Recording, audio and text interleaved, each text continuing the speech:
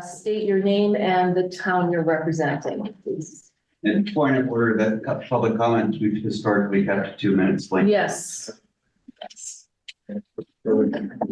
Sure, happy to start. For those of you that I haven't met or don't know me, Andy Wood, I'm a sixth grade teacher across the Valley School. I just thought I'd start Muted here.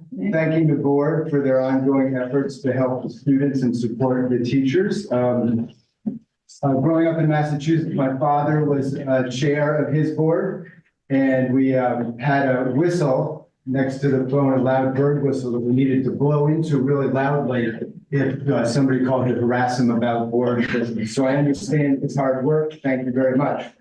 I've been in public school classroom since 1995, and this is the first time I've spoken at a board meeting, and I'm just here to support the students at the Prosper Valley School and my colleagues. Despite Aaron's, Mr. C's ongoing efforts, we feel like we're understaffed, and he's even relied on public funding to get us up to full capacity to serve the students in our school.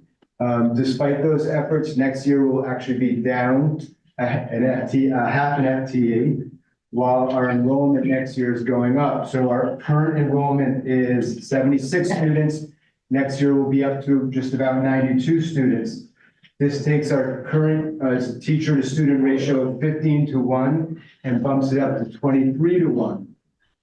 Even if we put a short-term patch in place that makes a pedagogical overhaul in the name of enrollment versus pedagogy, a year from now, we would be at 28:1 or 29:1 across the board.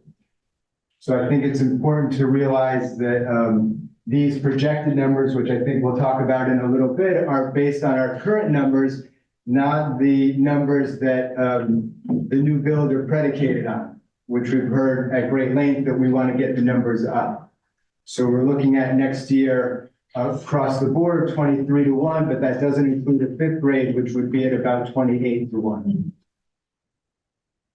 So again, even if we put a short-term patch into place, that's only for a year. And then across the board, we'd be looking at 29:30 to a classroom. I think it's important to realize that for 4 out of the next 6 years, based on the current numbers, we would be above the 25:1, which is a policy that the board has set forth on the maximum capacity in the classroom. So that's 4 out of the 6 next years. Currently, between Reading and West, there are 6 third and fourth grade teachers. And as those students matriculate to the Prosper Valley School, they would have a total of 4 teachers. So that gives you a sense of the numbers, and potentially that would be, for the multiple years, if they're a big group and they have an adverse ratio for themselves, that would continue on and follow them year to year.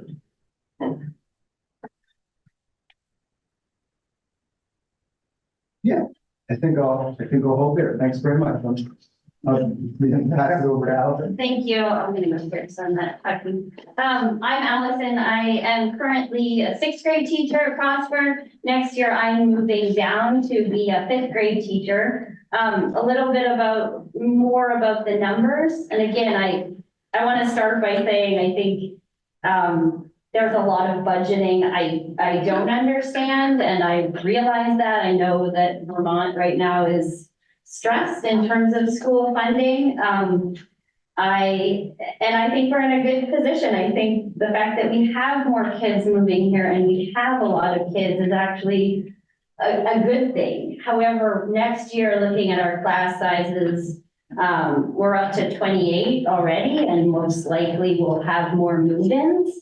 I'm the mother of a 3rd grade student right now, and so I'm concerned about this both as the parent side and the teacher side. I've taught classes of 28 in Brooklyn before, and it's a very different model than what I think we enjoy here. I'll talk about that more in a minute, but if we look past next year, the incoming third grade would be again classes of 27 upwards to 30, depending on move-ins. And again, that concerns me both as a parent and a teacher. What we have right now, and we've been working on hard at Prosper Valley, is taking the EL units and making integrated science and social studies connections. And we've had really good success with taking kids outside and using the ropes course.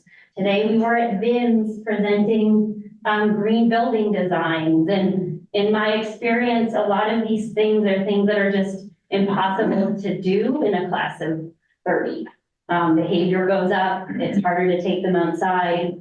A lot of the things we've had success with at Prosper, I'm a little afraid that we would lose. So I encourage you to consider I think some teacher ideas around some potential solutions we may have, but also in terms of looking at a longer term plan for how we can keep Prosper Valley the school that it's. Thank you. Yes. Hi there, I'm Mackenzie Hendricks. I'm a sixth grade teacher at Prosper as well. I'm also a little nervous. It's much harder. It's much harder to talk to a room full of adults than kids. But I'm going to talk about some specific points that I think really take home why we want smaller class sizes and how it impacts specifically the students. And so one of the things I did at the beginning of the year was I sent out a parent survey a few weeks in school. And across the board, all the parents that participated, the number one thing that they contributed to their child's success and difference in their education that year compared to the year prior was class size. So 100% of involvement all said that that was the number one reason why their child was having a better year. I think all of the teachers talked about how in parent conferences, all of the guardians were talking about how that was the biggest impact on their students. So not only the survey, but also the just the parent conferences and interactions I've had. It's just this common statement of my child is having such a better year this year. And I'd love to take credit for that as the teacher, but I know that most of that is because of the smaller class sizes. I have a quote from one of the parents from the survey, and they said, "My daughter is having a great time at school. All the field trips have been a highlight. The smaller class size has really helped to bring out the best in her. She's really been trying this year to do her homework early and making a better effort to read every night. She's coming home most days with a big smile on her face."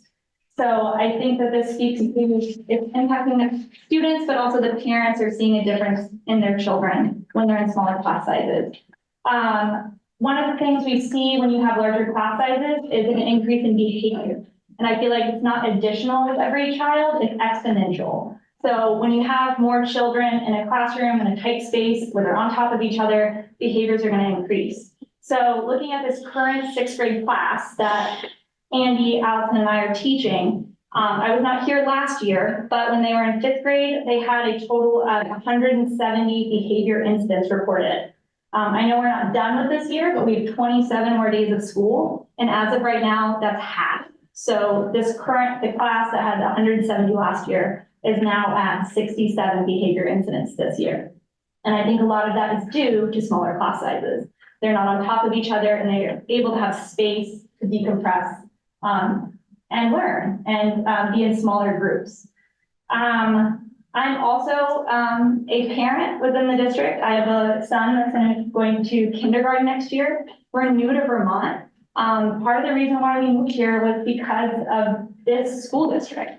I come from Florida and I really wanted to be in a small community where I felt like my son got to be a part of the community. And so I'm just concerned as I'm about to send him to kindergarten, seeing these projected numbers. And I know my son, and he's just not going to thrive in a classroom of 28. And so I just feel like if the district is going in this direction, as a parent, I'm already looking at alternative options. And I feel like that's going to be, other parents are going to be doing the same. And so I know that the district is wanting to increase numbers, but I think that if we have these large class sizes, that may not happen if a lot of people are going to try to move out of district to get smaller class sizes. The last thing I just want to touch on, because I think that we've spoken about how this is a Vermont issue. Ms. Green did some research at some of the fifth grade surrounding schools in the Upper Valley. As of this school year, 2023 to 2024, Plainfield had a class size of 12 to 16 students with a general ed para in each classroom. Hanover, the grade school, had 16 students per class with 2 adults, teacher and an assistant, not including any one-on-one. Hartford had a class size of 14, and Marion Cross had a class size of 20 to 21 students, 2 homeroom teachers and 1 special education teacher between the 2 homerooms, 1 one-on-one and 1 ed assistant who split their time between 5th and 6th. So the surrounding schools do have smaller class sizes than what's being projected for us next year in the 5th grade class and then in the following years. So I think this is something that we've all discussed, but we just want to make sure and urge the district to make decisions more on pedagogy and best practices and not make decisions based on changing enrollment. I think one of the proposed ideas is mixed classrooms. And as a team, we've talked about how that just doesn't match with our teaching style. And it's still going to be a classroom size of 23 for next year. So these mixed classrooms that we're looking at are sizes of like 12 to 18. When you're in a class size of 22 to 24 with mixed ages, that's going to be really difficult to provide those great opportunities that I think brought me all the way from Florida to come to Prosper. So, thank you. Thank you. Mallory, online, yeah. Hi, thank you. I am Mallory Bennett. I have a kiddo at Prosper right now and also a kiddo at West that's coming up to Prosper next year. I just wanted to speak to the alternative that the school board is discussing with the combined classes. When Prosper moved within West, we combined classes for a couple of the age groups, and I just want to speak to it being an absolute disaster for the kids. Both age groups were not able to thrive. There was chaos, there were behavioral issues. It was an absolute mess. We also had COVID, so there was a lot going on there. But I just want to urge you to come up with a fantastic solution, because already next year we have a transition year for these 4th graders, which is proven to be tough going from 4th to 5th grade into a new school. We have a brand new principal who has never been a principal before. However, we do have really high hopes, and we know that Mr. Workman is going to do a fantastic job. But it's really important that we set Mr. Workman up for success. We set the teachers up for success, and we set the students up for success. I urge you to find a solution. And if it requires us digging really deep into the budget, it's really important. Thank you. I just want to kind of conclude our group here. I'm Francine Branch. I'm the 5th grade teacher at Prosper Valley. I do look a little bit nervous, like you're going to be easy to talk in front of students. I want to go over some solutions that we have kind of come up as a team. I've spoken to a few teachers in Massachusetts about team teaching. That would be a model where Alice and I would be team teachers for a full group, meaning we would would like to take down a wall at Prosper Valley to make a classroom much larger to fit the amount of students that we could in the classroom. However, a team teacher model allows for more of a thematic pedagogy, and we would have a gen ed para with us. So we have 2 teachers and the whole group, and then we have a gen ed para. This would also allow us to kind of stay on top of the behaviors, because we both would be in there kind of going back and forth, allowing also the gen ed para to kind of team in on that. The other solution we would like to propose is just a 3rd teacher, and then a para kind of rotating between the classes. I think those are the 2 most viable solutions. Otherwise, we're looking at classroom sizes of 28 each, and 28 again is not, I had 25 in my classroom last year. They did not fit well. It was very challenging to go outside and utilize the grounds that we had. You're always relying on hopefully someone who's available to help you. It is not safe to take 25 students out on my own. So we need to have some other solution. Our 2 solutions, I think, are probably the best possible proposed. The mixed age classes isn't the best solution because again, our class sizes would still be 23 to 24 per class. And that's a wide range for a teacher to not only plan for, but to kind of meet the needs of every student in that classroom. And a lot of things probably wouldn't really, not that it would get missed, but it's really hard to meet the needs of that range of student needs. So those are the two primary solutions that we kind of are working towards. The one that is the team teaching model, that would also provide for a really kind of seamless curriculum for the whole grade as well. So. Thank you. Yes, Rob. Thank you for knowing. I'm not a Prosper High School teacher, but I was. I taught for 41 years, 28 at the Pompano School, Prosper Valley, and 3 at West for the whole year. You'll note that when I heard the 2-minute piece, I just X'd out a good chunk. You're missing the best part. And I'm going to read this verbatim. For those of you who know me, you'll know that's a good thing. There are, of course, many factors that result in great schools, but 2 consistently rise to the top. First, schools find, hire, and support highly effective teachers. Second, they create the conditions needed for a growth mindset culture of learning. TPPS has highly effective teachers, which is evident to anyone familiar with the school. As being immersed directly with students hour by hour, day by day, week by week, year by year, for me, decade by decade, but that's all right. Well, sure. They understand best the territory of TPPS better than anyone, especially in understanding of the students and what works and what doesn't when creating a culture of growth for our kids. This including teachers in a substantial way in making the most important educational decisions for TPPS is vital for creating and sustaining a healthy culture of student learning. The second attribute of a great school, creating the conditions where growth mindset takes hold, is something the entire school community, parents, administration, teachers, the board, support staff, the broader community, and whoever else I left out, and whenever possible, students themselves are responsible for.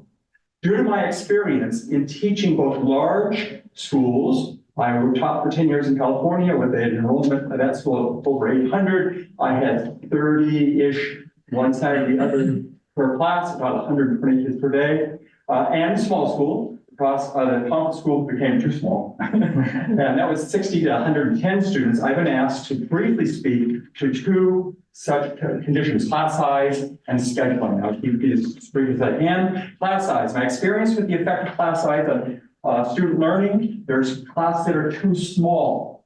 If you have under a dozen children, your diversity drops, and obviously financial resources of your community, are at risk as well, as we found out, at Pomfret. Too large, and to me, too small would be, under a dozen. But again, every class is different, every student is different. Too large, I would say ratio of 1 to 20 to 1 to 30 is too large. It increases, you lose personalized teaching and peer relationships, a loss of effective addressing the needs of the diversity of students, intellectual, behavioral, emotional. From my experience, especially during my 10 years in California, large class sizes inevitably resulted in the classroom becoming more of an institution than a tight-knit and personal learning community.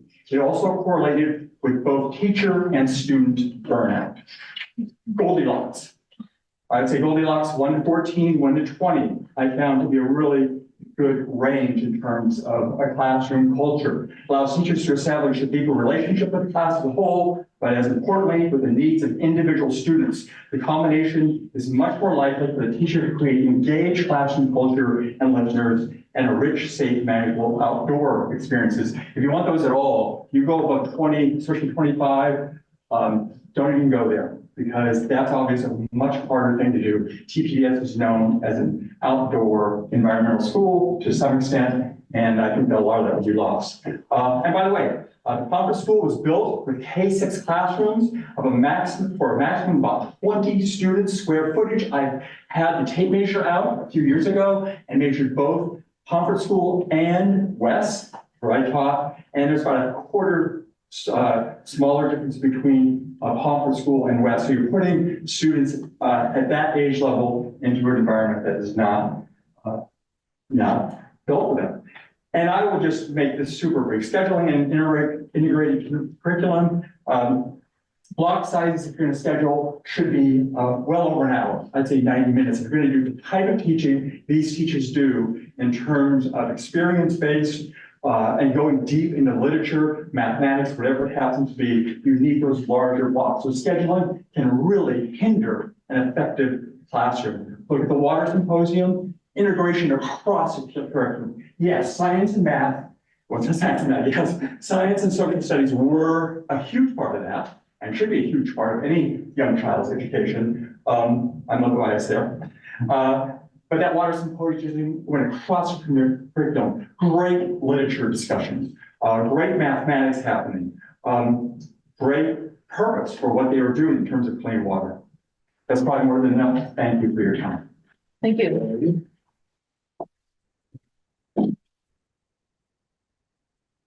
Anybody else? Yes. Yes, sorry, let me just bring up some notes really quickly. My name is Dan Fiedler. I am a parent of a son in 5th grade, and I'm here tonight. This is the only second time I've been to the board meeting. The last time was for a meeting on discipline issues that brought a large audience here. And I'm only here today because I happened to open my email. I saw a message about this issue of the 5th, 6th grade. I have a vested interest because I have a child in the 5th grade going to 6th grade. And so first of all, thank you to the board for your service. Thank you to the educators in the room, the teachers. I'm here also just representing parents to say, we want to make sure we, help you in terms of having the resources and, everything that you need in order to effectively teach our children in the classroom. And so I don't have much to say beyond that. I hope there's going to be much greater discussion on this issue of combining 5th and 6th grade. I'm just curious, hearing about classroom size, how that affects learning, how do combined grades, how does that affect learning?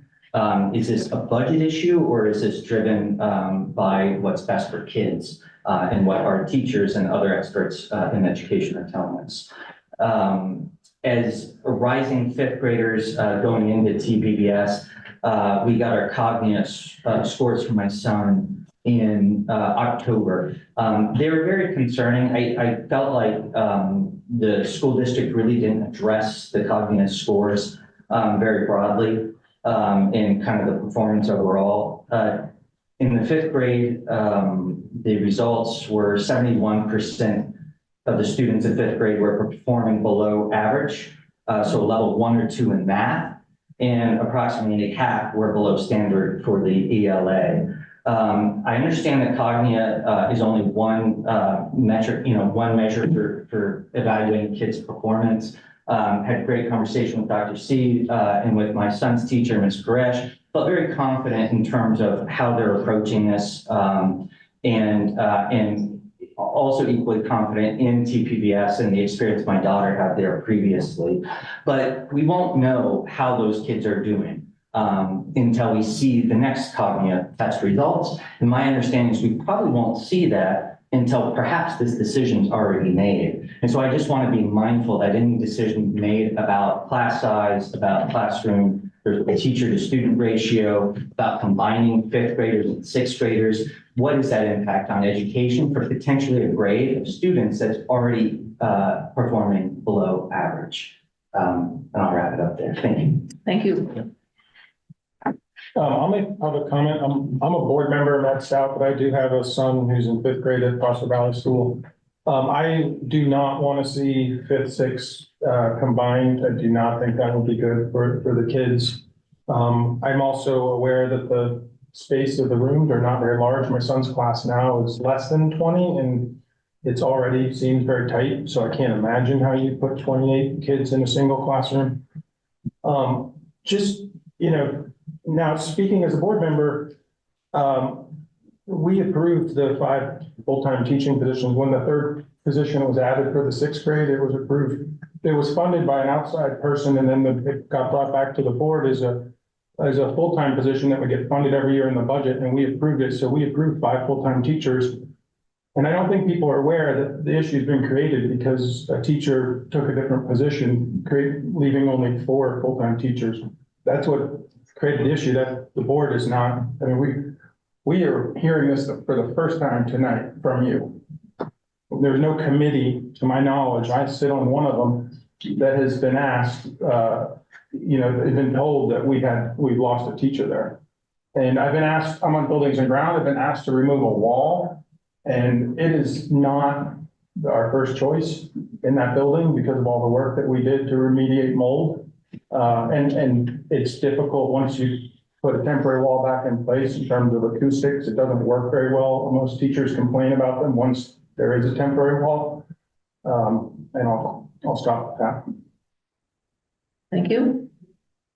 My name's Kelly Linton, and I asked a question 2 meetings ago, and I still have got no answers and no results, but I'm also gonna touch base on what you just said. That is, so who's the superintendent? That's right, you. So that means that you should know that one of your teachers has got moved into another position. Am I right or wrong? So, If you're in charge, oh, I'm very well aware. I've met with the faculty. I know how positions are. so that means that the board should have already been told by you that they lost a teacher and they moved to another position. Because you work for the board, which works for the townspeople. So why didn't one of your board members get that information? And that's been the question. So for point of order, this is Yeah. public comment. It's not meant to be back and forth with public in your Right. dialogue. Yeah, just like anybody else that wants to speak has got 6 minutes because some of yours ran 6 minutes. Just So clarifying for you. I'm just asking how come I didn't get my minutes the policy that I asked about for the security of sports where money has changed hands. Comment should be directed to the board chair. What's that? Point of order, comment should be directed to the board chair. So Carrie? Yes, I recall that you asked for some information around the funds, but can you? Well, not around the funds, just what the policy is for having security. Like I said, Paul West did it for a number of years. When Paul stepped down and retired, I came on board. That was back when Greg Schillinger was still here. And shortly after I was here, we had an incident on the soccer field. I was the first one on the field. Greg was right directly behind me. And I can bring down Craig Mosher. He was one of the parents there. And he grabbed a hold of me, spun me around, and saw who I was. I said, "Oh, I'm sorry, Kelly." I said, "No, we just need to clear the field and let the umpires do their job." And I got everybody off the field. We had incidents in that building right there, back when Wendy Warnock was still the director. We had a kid from Windsor who put his fist through the window in there going into the girls' locker room. That got handled and paid for by the parents. So I'm asking, as a concerned citizen, who is going to do this now? What are the policies?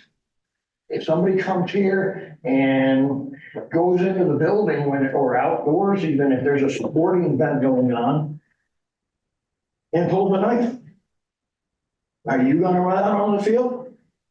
Because I can tell you right now, I will be more than happy to run onto the field. Because every student here matters to me. Okay, well, I will make sure that gets looked at.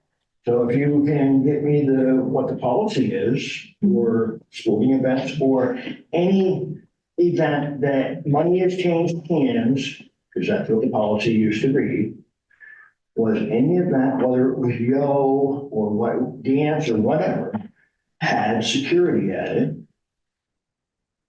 And probably if I went up and saw Fire West, I could be able to go back right into Paul's stuff and find the policy back then and see if it's the same for today. Okay, I will I look appreciate into that.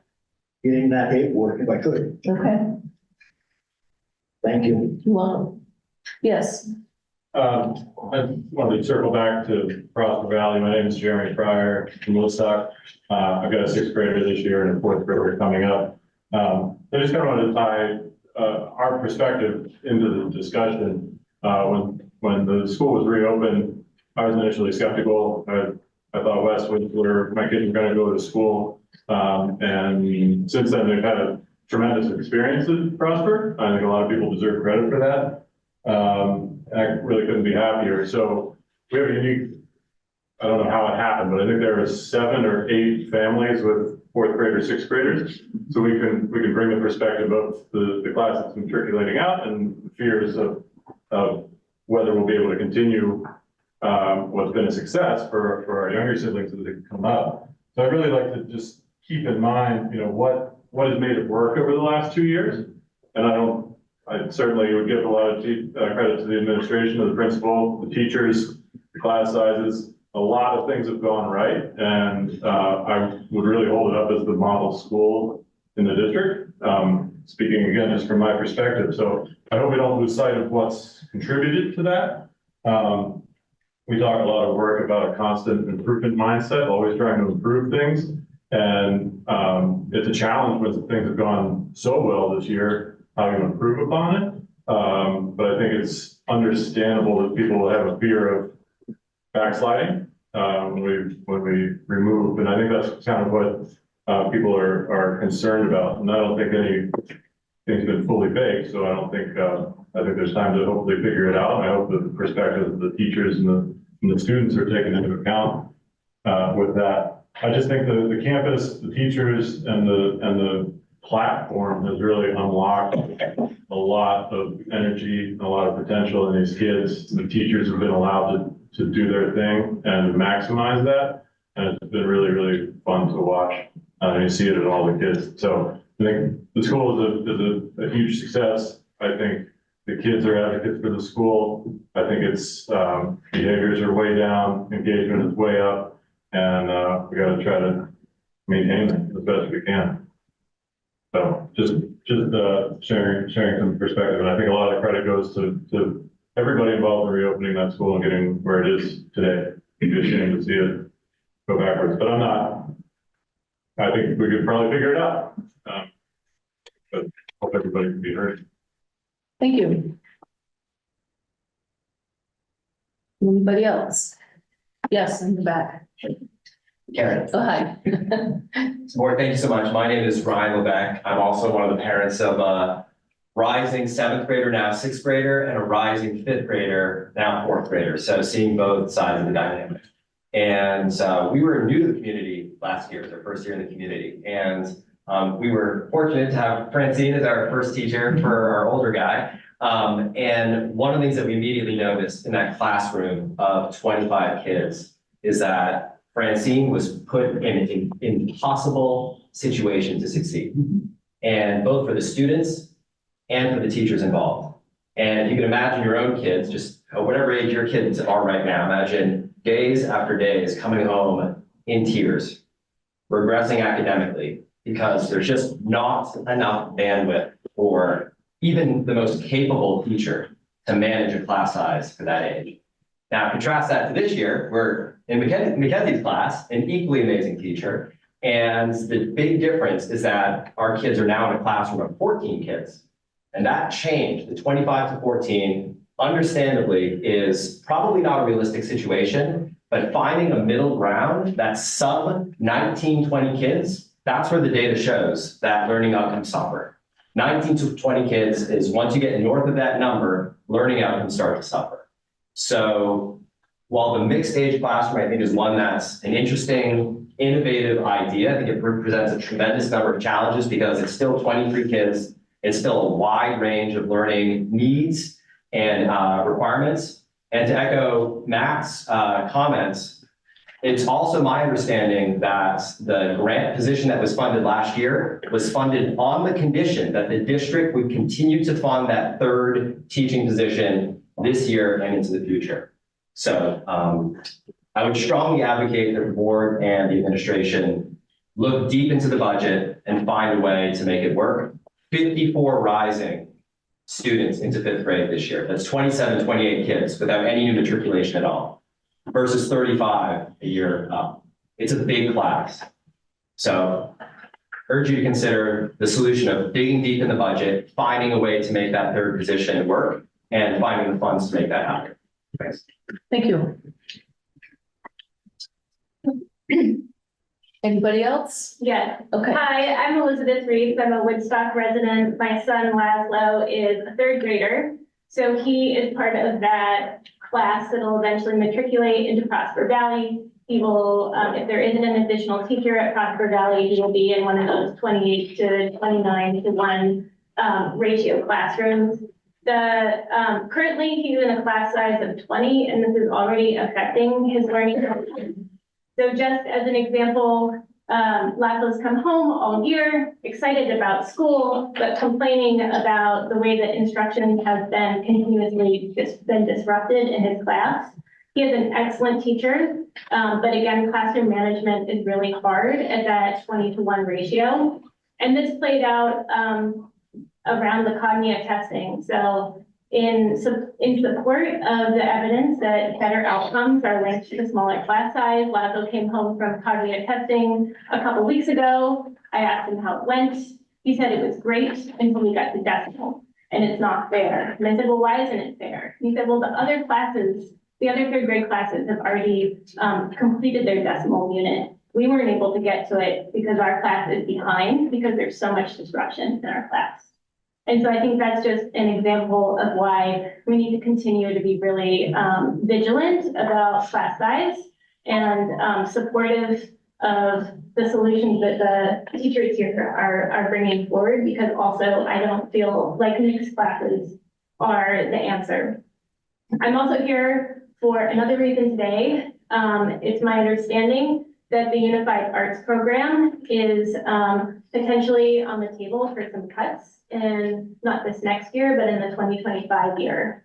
I know that we're very supportive of the direction that the school is taking around implementing the science of reading, but we are not, our family is not supportive of cutting the Unified Arts Program as a way of trying to implement the science of reading principles.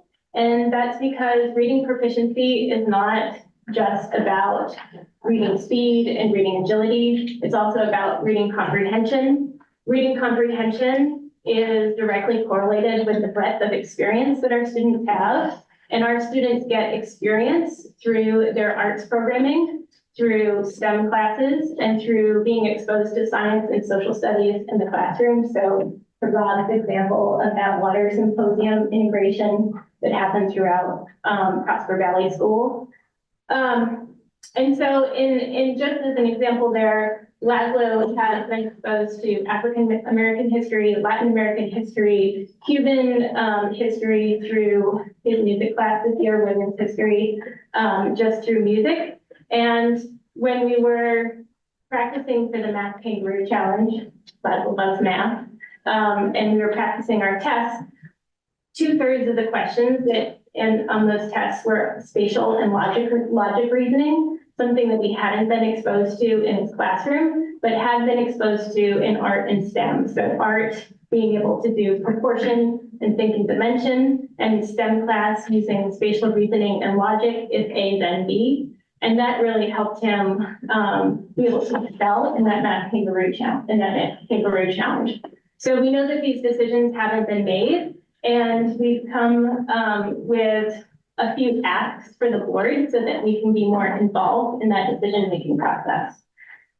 So we would really like to ask if the board can create some way for parents who want to be involved in the decision-making process around unified arts and the implementation of the literacy goal. If there's a way for them to sign up so that we can really stay on top of the decision-making process, so that it's easy to track and for us to stay involved.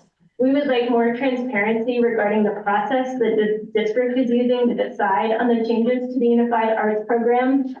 So this is transparency around timelines around the decision-making so that we can be involved, as well as transparency around the evaluation criteria that are being used to make these decisions. So we know that there was a pilot phase. What is the feedback then from the pilot phase? How is that pilot phase evaluation being used as part of your decision-making process?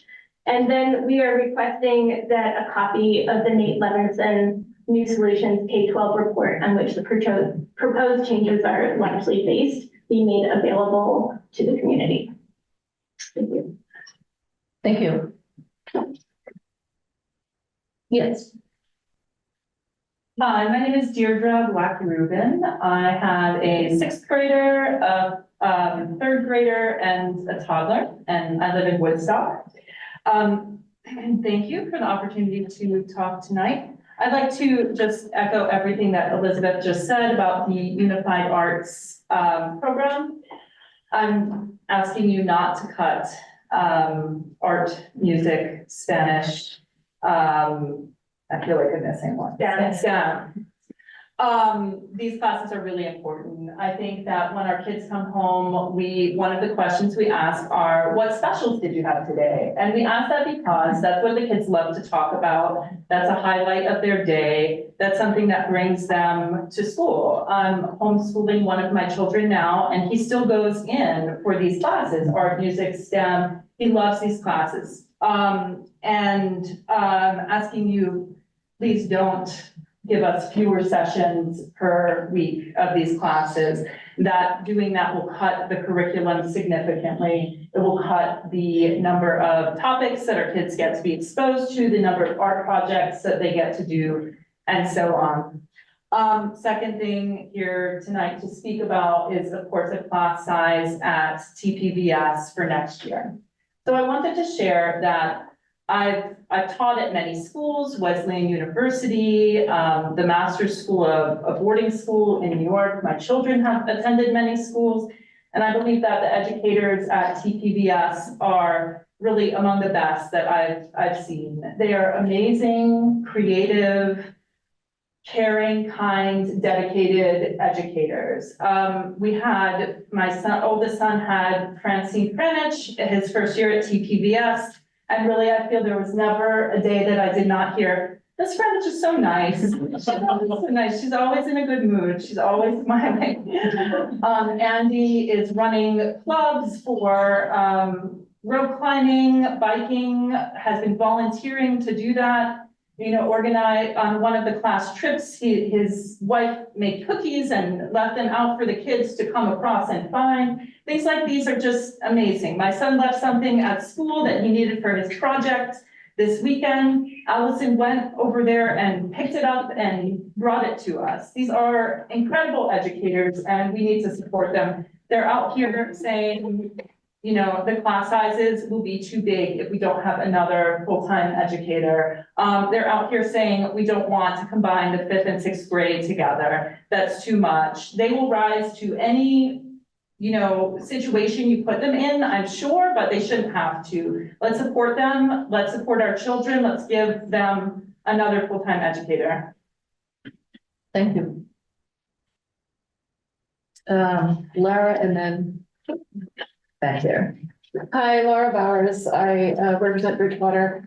And apparently I'm also part of the club of parents who have a 4th grader and a 6th grader. So thanks for joining me in that. And I just want to say that I hear you because when my son was in 5th grade, there were at least once a week, he's like, it was so difficult today because people were talking all the time and I couldn't learn. And, he liked going to school, but it wasn't his big favorite year. And this year he's just having a blast, and he's in this max class, so 14 students. So I can definitely tell the difference.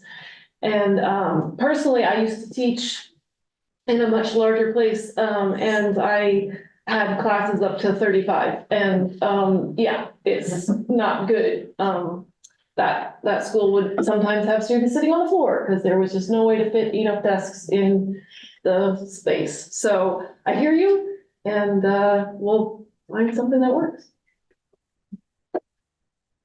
Yes.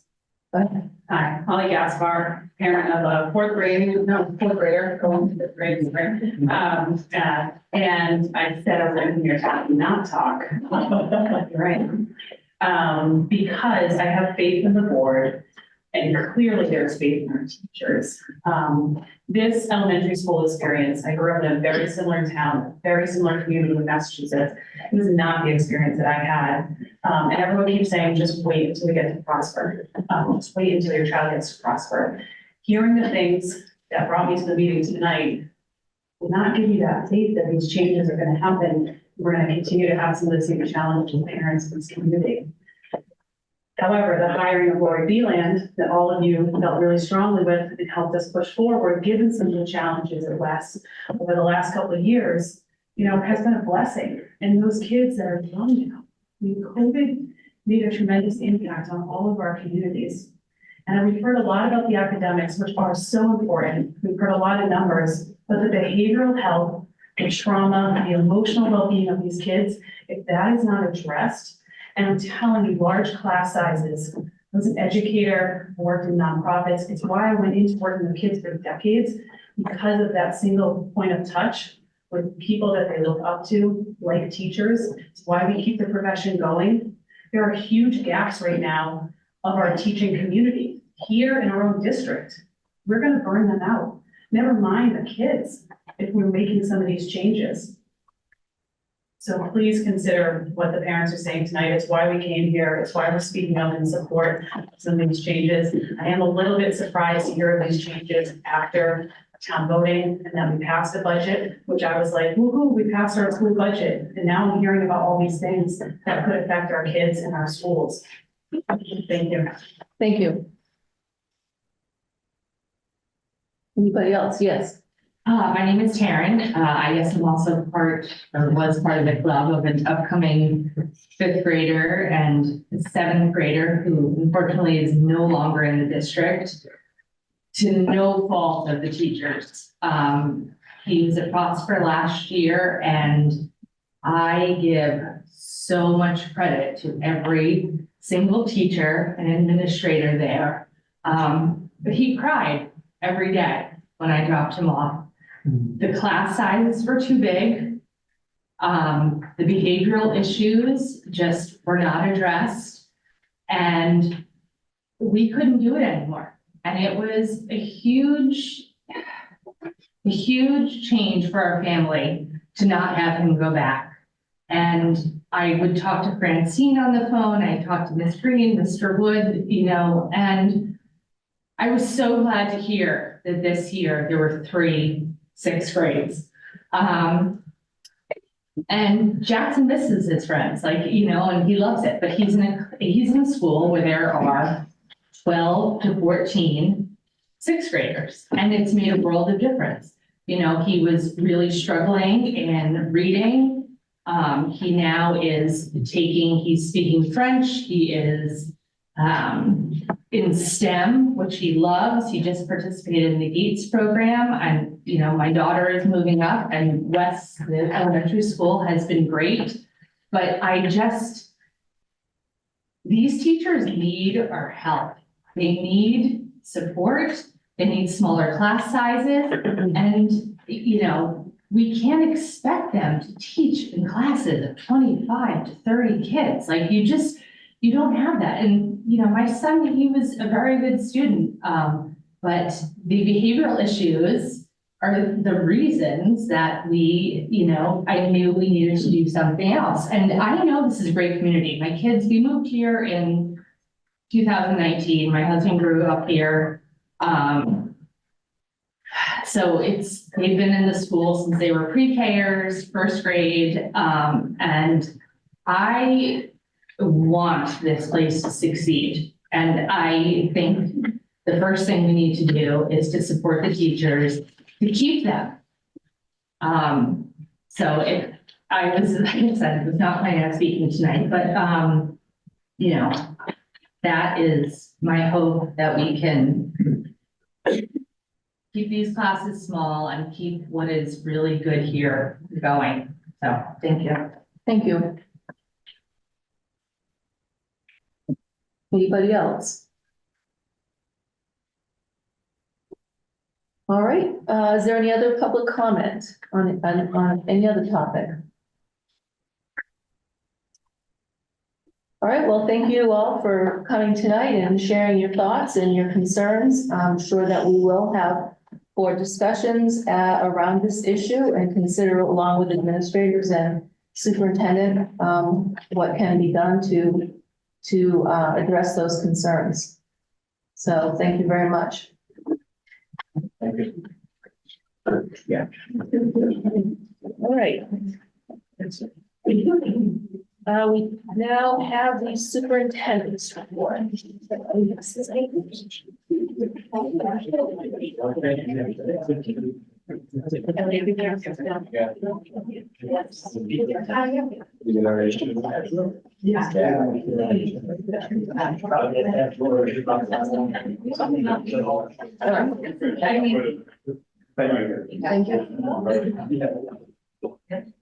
Why don't we get going?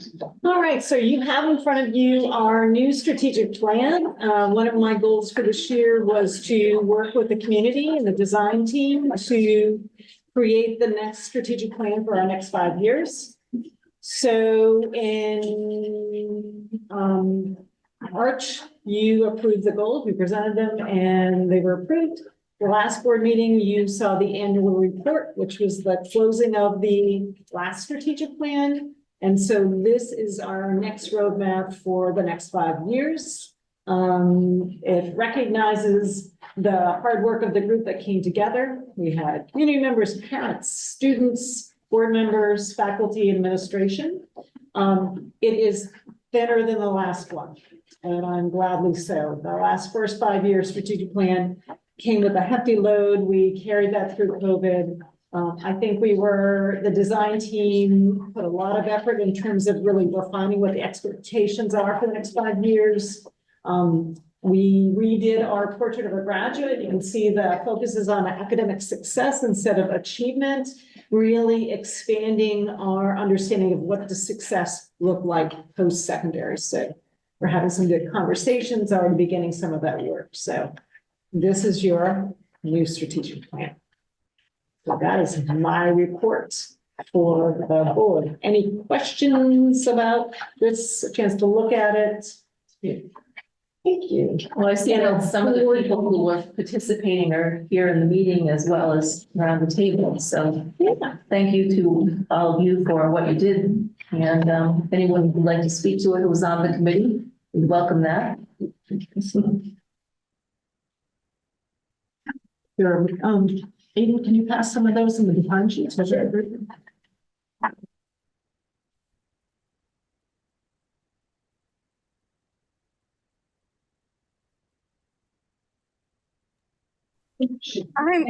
sorry, I can't seem to find the link to the strategic plan in the board book. Am I missing it? We didn't have it digitally available. I'm sorry. Oh, okay. Get you a copy, Sam. Okay, no worries. I thought I was going crazy and I just couldn't see it. Okay. I look forward to reading it when I get a digital copy. Thank you. You're welcome. Yes, Meg. I'll just take a minute. My name is Meg Seeley, and I'm here with my daughter, Logan. We participated together on this committee at the invitation of the superintendent.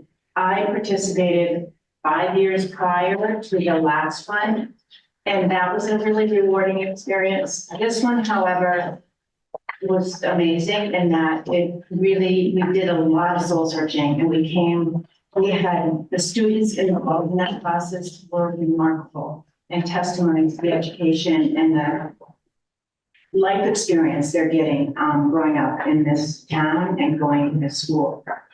We learned a lot from them. I think we took they guided us a lot in the small group activity, small facilitation. I'm really proud of this. I think it takes a lot of the stigma away from students who choose an alternative course after they leave this school. I'm most proud of that. And yeah, I just wanted to say, Shirley, thank you. It was an amazing thing to be involved. It has community involvement and meet a lot of great people. Thank you. Thank you.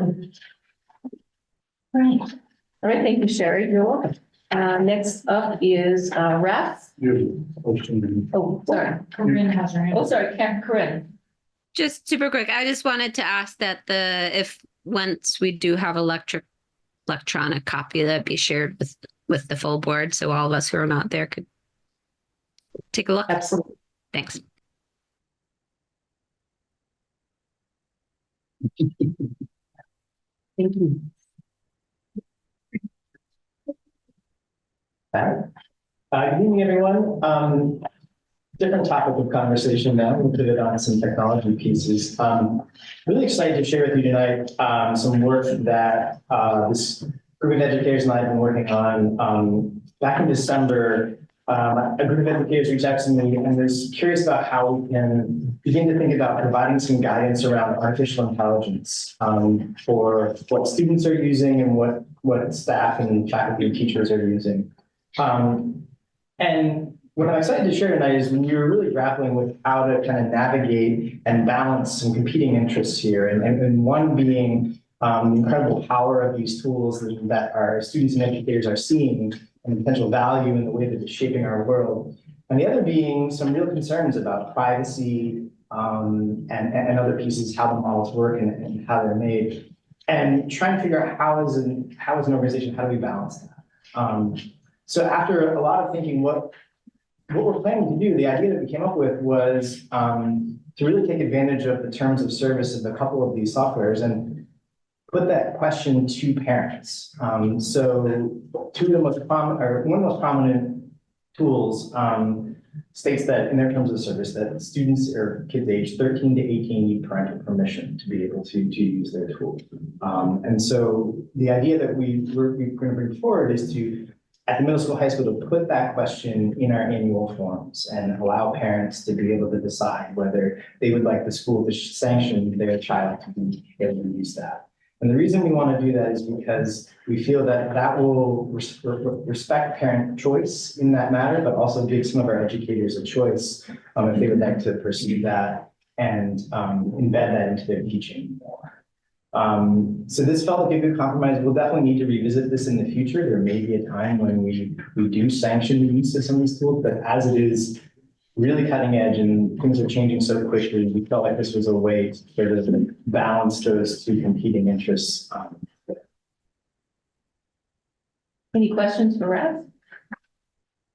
Well, real quick, just a practical one, like how do you, look at a year, 2 years from now, where a teacher has decided to incorporate AI with the learning, and there are students who can't do it? Is it literally just like get up and leave the room?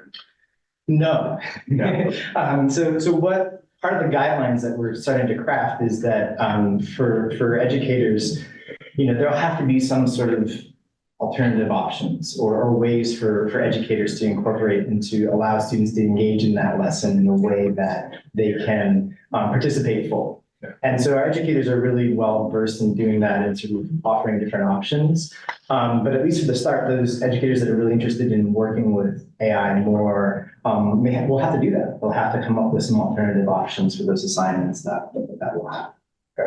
Thanks. Corinne.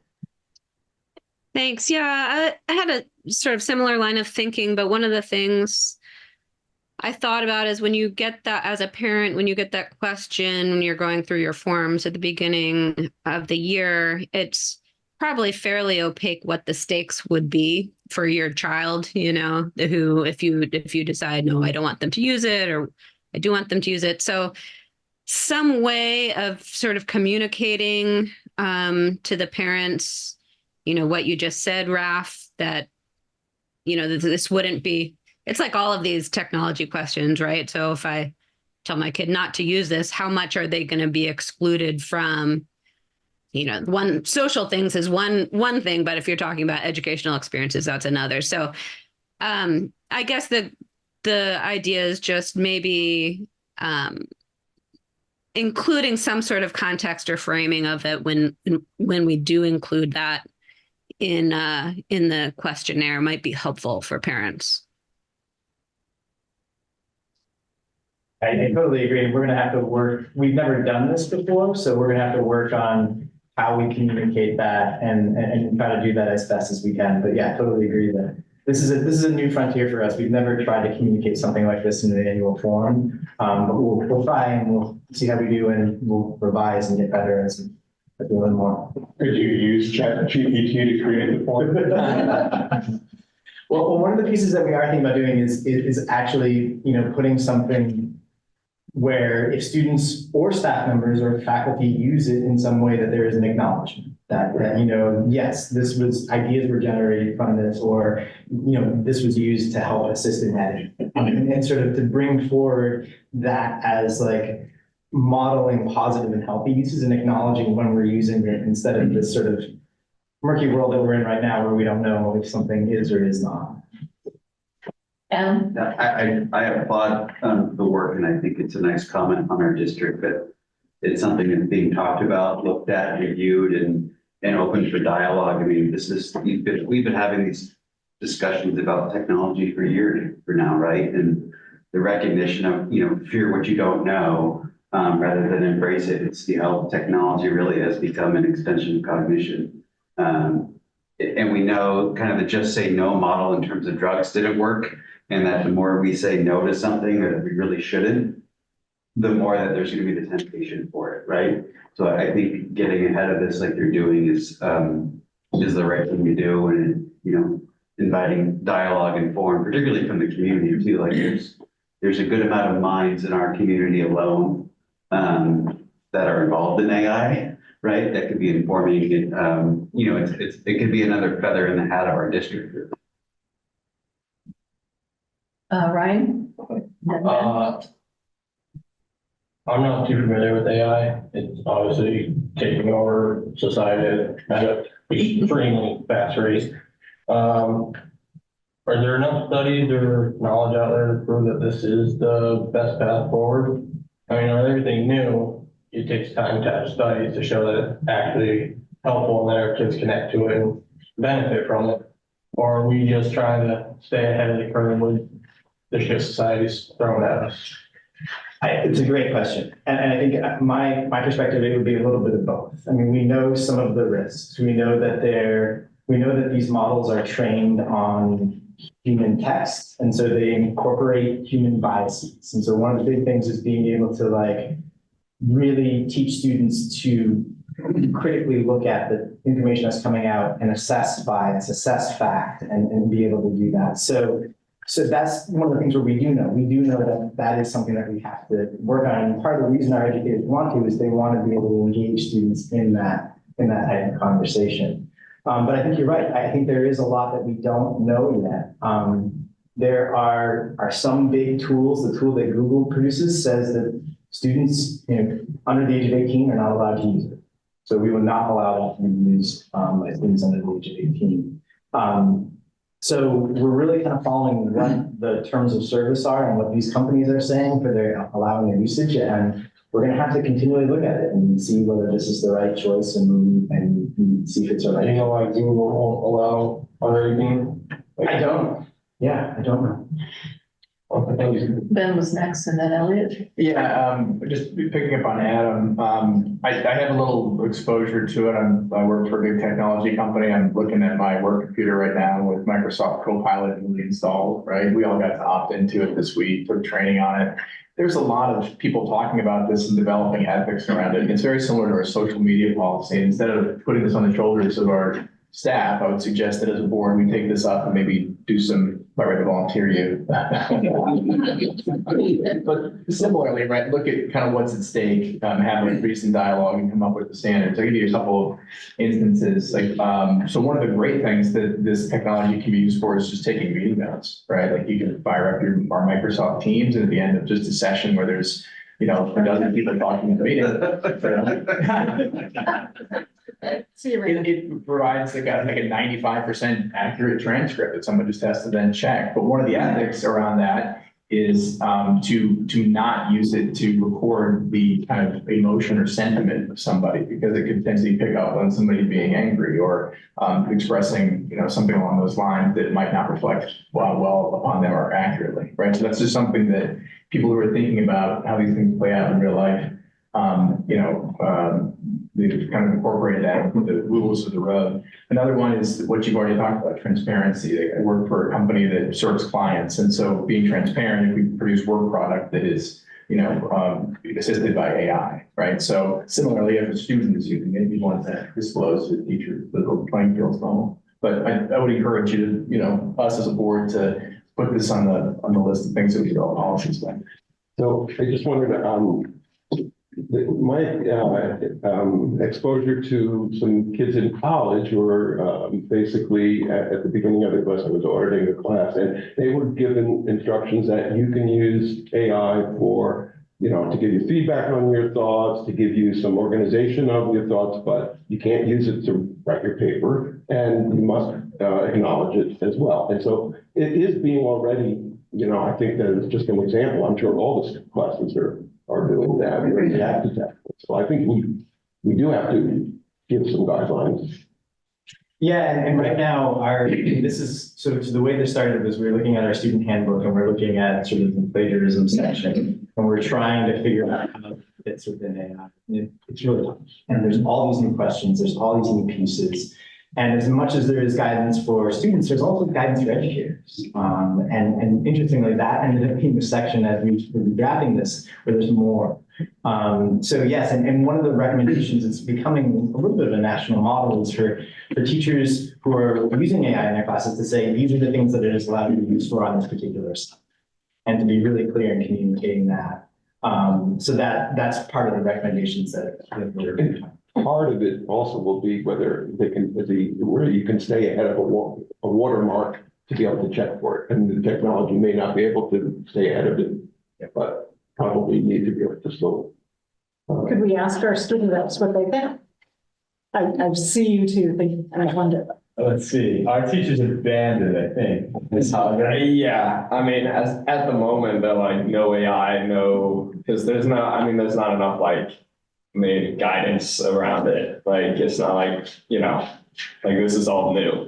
And so having to some teachers I know, like Andy Smith, computer science focused teachers are like, go for it.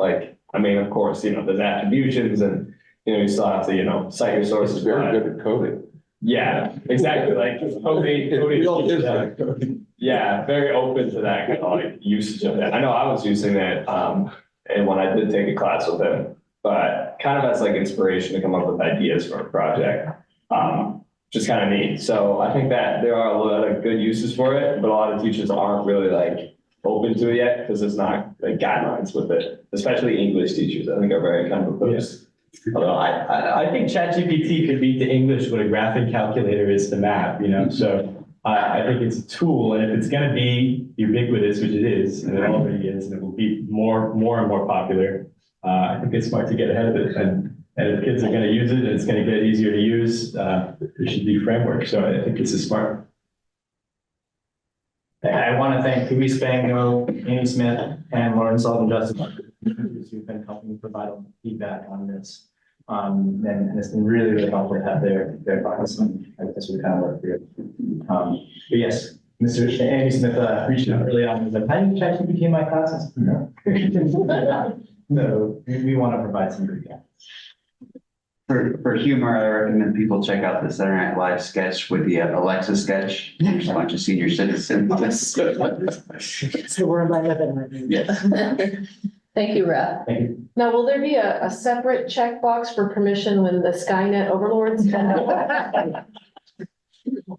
You expecting that anytime soon? All right, Sheena is up next. I have to say, I love Owen's analogy to the TI-84 graphic calculator. I'm a math person. I love her back.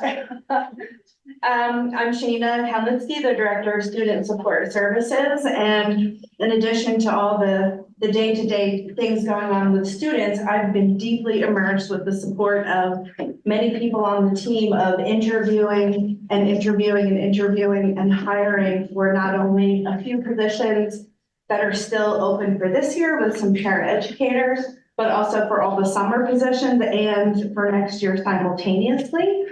So that has been a huge undertaking. But I wanted to add a couple of things when we're looking at the potential candidates.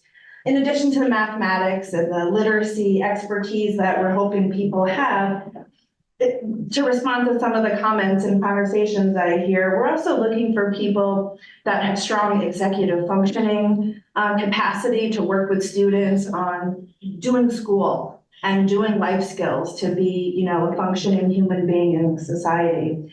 We're also looking for educators who have a strong focus on social emotional health and social emotional learning, because that goes hand in hand with being successful in school. And we're also looking for people who don't shy away from embracing students who are having behavior challenges, and then working with the many people in all of our schools, such as social emotional coaches, the counselors, the school psychologists, the nurses, the paraeducators, the BCBAs. Those are board certified behavior analysts who aren't just telling our educators what to do, but helping them analyze and interpret data, be reflective with that data to make learning plans for students to have a path for success. But they're also helping train our staff who might not know all the things about that particular topic to build their capacity in each of the buildings with our students as well. We've had some visits from MTSS, that's multiple tiers of systems of support. That's the fancy name for intervention. And we participated in an MTSS statewide learning cohort that was facilitated by Audrey Richardson. And we partnered with many of these people across the state, and these two schools came to visit us, and they went around to our various buildings. What are you doing? How's it going? And we had some really good things to share with them, and we're really proud to reflect on our own learning, which we didn't often think, you know, how far we've come in such a short amount of time. We have also been spending time in the department speaking with team members, reflecting on what has gone well, what can we do better to improve for next year, and then thinking about designing opportunities for our teams in MTSS and intervention and special education to really strategize and use people's superpowers to the utmost, but also learn new strategies and support people in their new learning as well. Any questions for Shana? Okay, thank you very much. Is the director of CIA So here? Jen is sick. We Okay. have neurovirus through our buildings, and it's treating all people differently, and certain people get to see Maggie like from the living. It's been tough. So Maggie's back. Jen's sick, and you can just. Don't go to that way. So you'll see updates from Jen around our professional development that's wrapping up.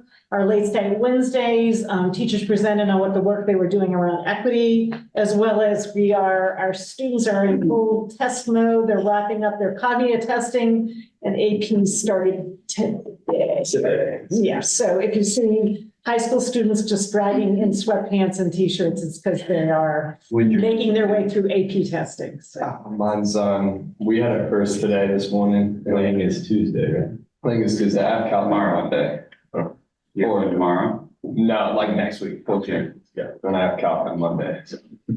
Good luck. Yeah. Well, you know, and more than 40% of our students at the high school are enrolled in AP classes. So this is a very tired group that we are supporting, and it's exciting. I mean, the number of IEP offers that our students are able to access and who enroll in them is pretty powerful.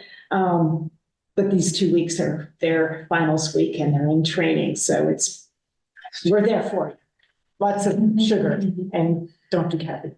So that's Jen's update. So I pass it over to our Director of Finance and Operations. So it's never dull in this office. Some good news is the state, after 18 months of arguing with Power School, has agreed to move forward with them, signed a contract through 2027, which means our accounting software is not a budget expense for us until after 2027. The release that came out in March of 23 will finally be available to us in July of 24. And we'll move to the new platform, which will be lots of enhancements that my team is dying to get their hands on. Our electric buses are plugged in and charging. And the next thing, and we haven't scheduled, we're still trying to get a schedule, is the training on how to use the chargers, how to use the buses. And I keep telling you they're going to be on the road. They will be, I promise, before the end of the school year, but it may only be 1 week, but they will be out there. I'll make them use them this summer for, Summer sec, yeah, there you go. just want to give you an update, our gifts, grants and other things that Rhiannon and team, and it's, you know, Rhiannon's the coordinator, but it's the teachers and principals, a lot of people working here together, have brought in over $451,000 this year. So, you know, I'm pushing, we've got about 7 weeks left. I'd love to see her break $500,000. I don't think we will this year, but I'm pushing. Through the end of March, which is the report that I put up, through February, we were 50% spent on the budget. The only variance in the month of February was Joe and I sat down and reallocated his budget. So every single one of Joe's budgets got adjusted to recognize the fact that he had a problem here and not there. And as we move money back and forth between his different buildings to make his budgets available and work for the rest of the year. At the end of February, we still had 14.5% of the budget that was not committed, which is good. We're really embracing and using the purchase order system, encumbering things as we should, and we're doing a good job managing the budget. That's about it. Any questions for Jim? All right, thank you very much. Now our student board members. All right. So yeah, as Sherry was saying, cognitive testing and AP exams cognitive testing is kind of on the back end. I think that most students have been finished with that, but AP exams started today. I know Owen and I had very first exam, AP Gov, we had that in the morning, and that went pretty well for students, but yeah, high school students for the next 2 weeks are going to be dragging around the campus. So I know I'm already starting to, like, you know, dragging out of that test room. But, you know, I think a lot of students have prepared all year for this, and teachers have been amazing with giving students resources to, you know, prepare for these very, like, big kind of medicine exams and make the, you know, stress of them as light as can be. So we thank the teachers and the support system that students have these exams, and we wish the students the best of luck as they tackle these exams through the next 2 weeks and just kind of finish out the year strong.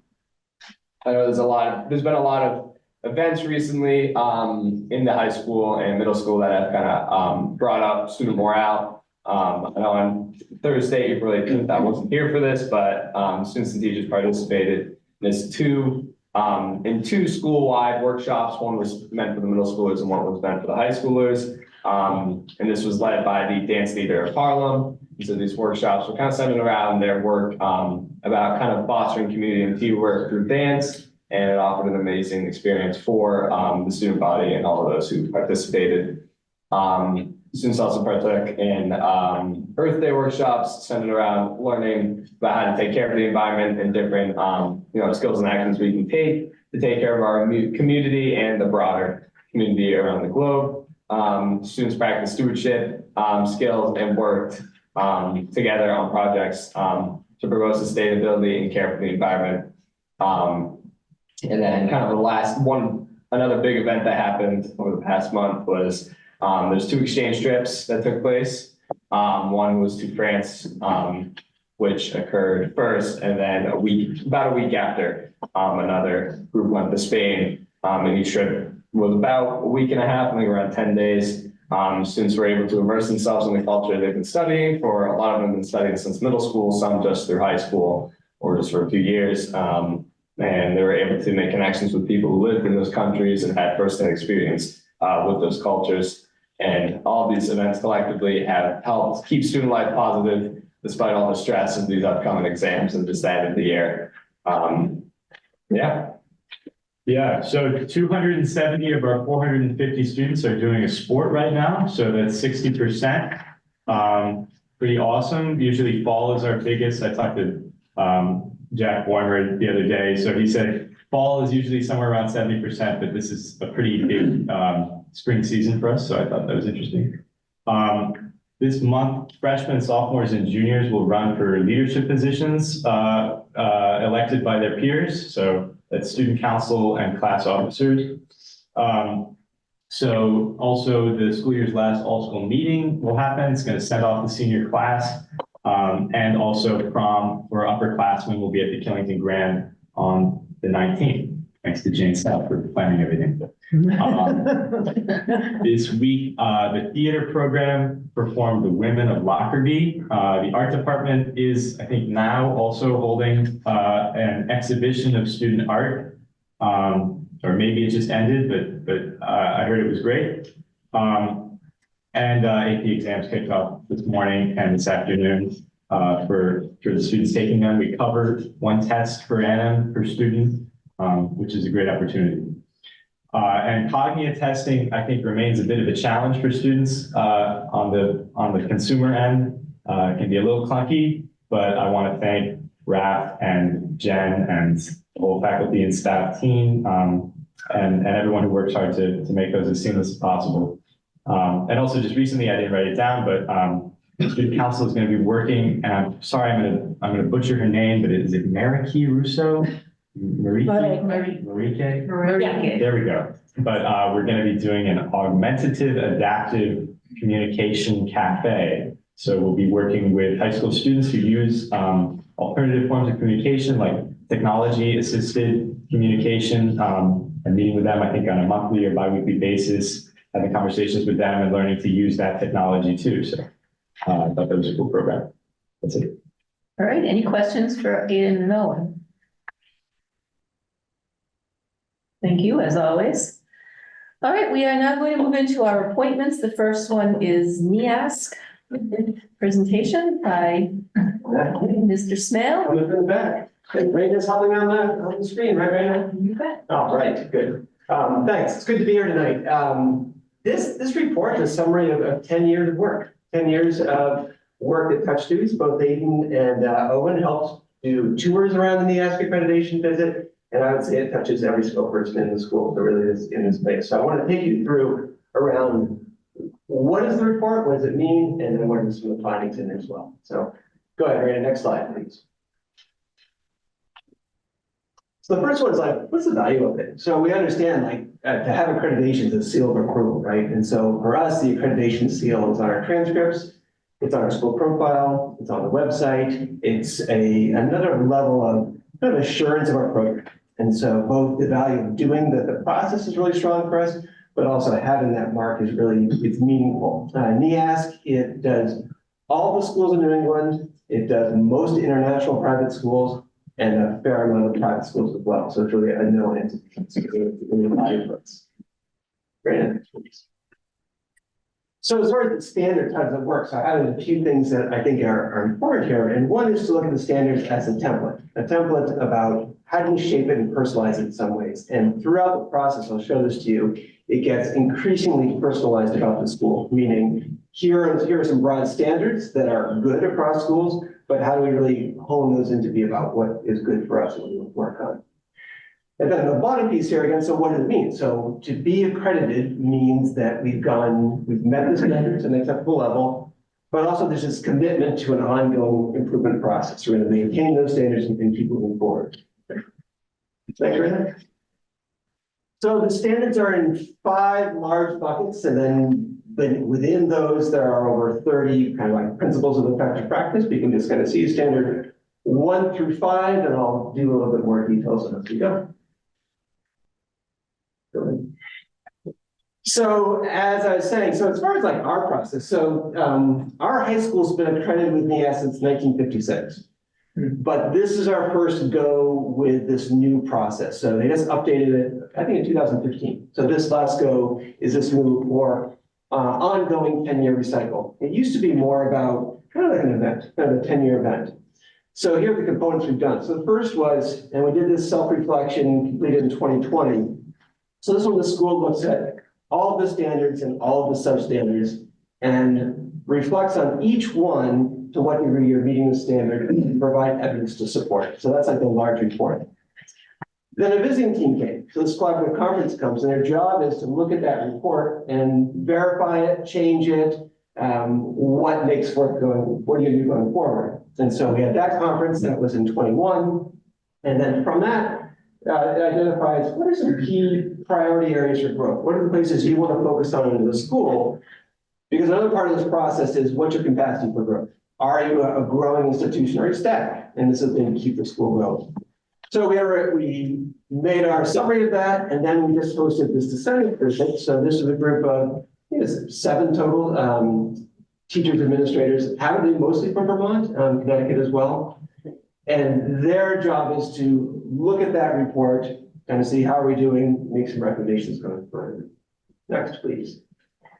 A little bit on the methodology. You got the gist of it. It's kind of inquiry method about how we have this back and forth process and with alignment of standards. But also, the reason I highlighted it is there's also this place of what are the accommodations, recommendations. So what are some things that are really places where you can, if you focus on these areas, you're going to see some improvement. These are the places to go.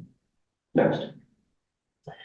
So the framework for the decennial visit in the, again, the bolded areas, 1, are you growing those priority areas? So you set those priority areas in 21, coming back about 2.5 years later, was the school able to make progress and growth in those areas?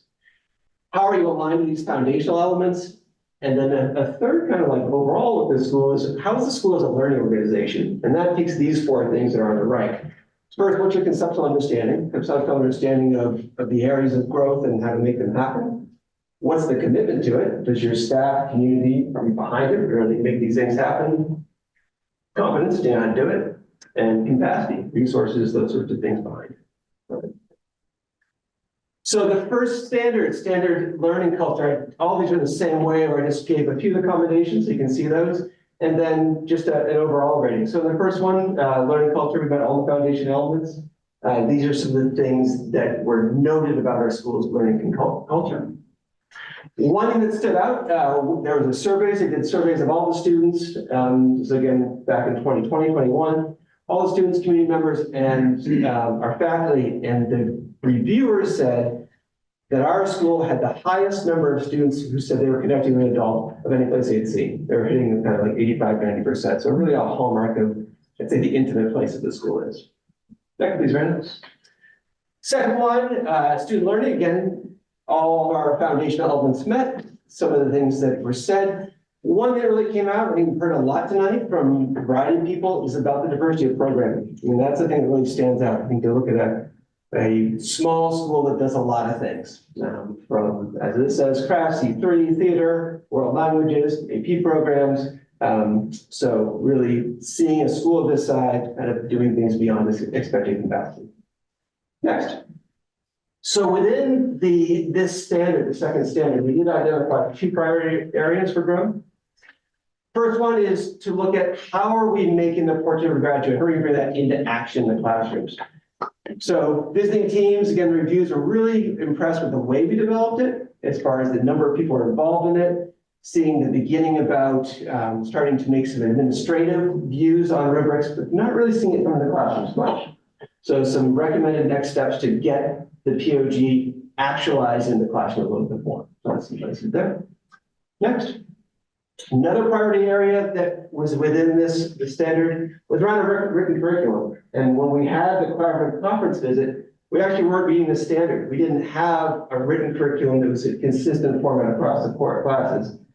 Teachers have worked really hard for the past 3 years, and now we met that standard to really, and that's been one that's been kind of a bugaboo in the school for years, and so to really dig into that and make that happen. And so we're pretty excited about that. Still a priority area, we'll hold on to it. Still want to complete that mapping. Think about how do you revise it? What's that revision cycle? How are we moving forward? So there'll be a total of 4 priority areas. So 1, how are we making that POG into the classrooms, and then this written curriculum. Next, please, Brandon. Third standard, professional practice. Again, all foundational elements were met. about the spirit of the school, like what's the sense of how things are going about. I think as Raph said tonight, this kind of spirit of professionalism, we see like, hey, we got this AI thing. How do we dig into that and make sense of it for our school, our community? Next, please. Next, standard learning support. Again, we met all the foundational elements, and you're going to see a lot of things in these accommodations that are pretty specific, and that's because this is another priority area where we're really looking at how can we enhance what we call our tier 1 and tier 2 interventions. And you've heard this a lot this year. You hear about our MTSS moves, and that's what this day. But some really specific things here, specific things about hiring interventionists. We've worked with our SEL specialists, Tom Emery and Lori Smith, and really pushing the school forward there, an MTS coordinator. So those things are having big effects. Next, please. So again, we did notice this as a priority area. And I would say we made a lot of growth in those tier 2 interventions. So those are the ones that aren't so classroom based, a little bit more specialist at hand. The recommended strategies are really around how do we get that first tier practice more actualized in classrooms. That's very cool. Another piece where you've seen recently too is, although we're only 2 years into it, I guess 3 years into it, and how we're starting to use that as much more of a dynamic data source to inform our actions. Okay, next one.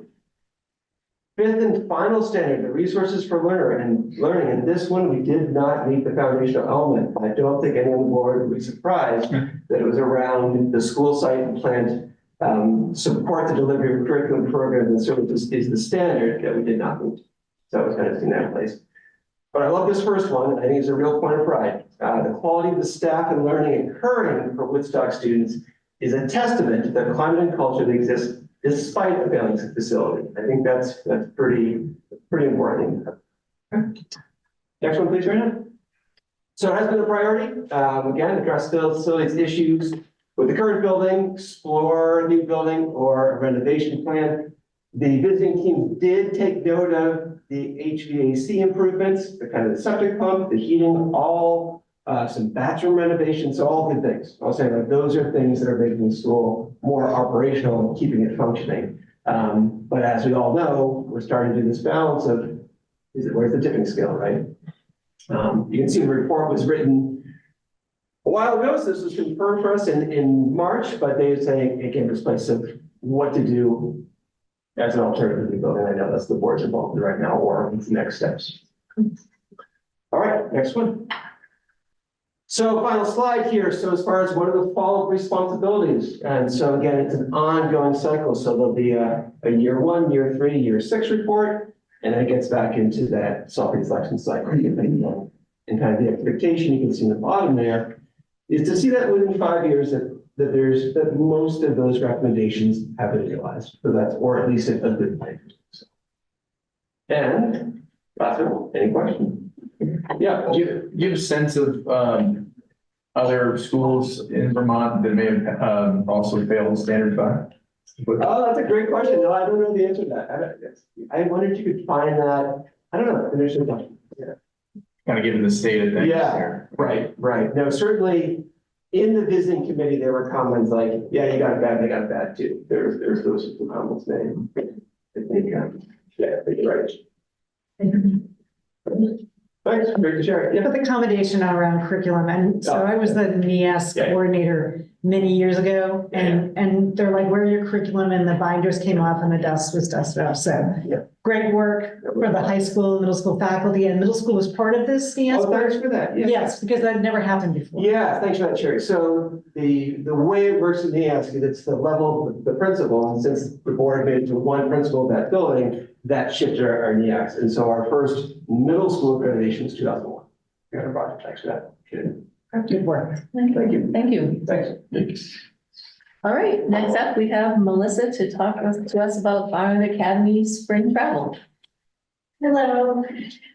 This is really informational for you all to be aware that Barnard Academy, there's been a long history of doing overnight field trips and to really build out of the classroom experiences for our students.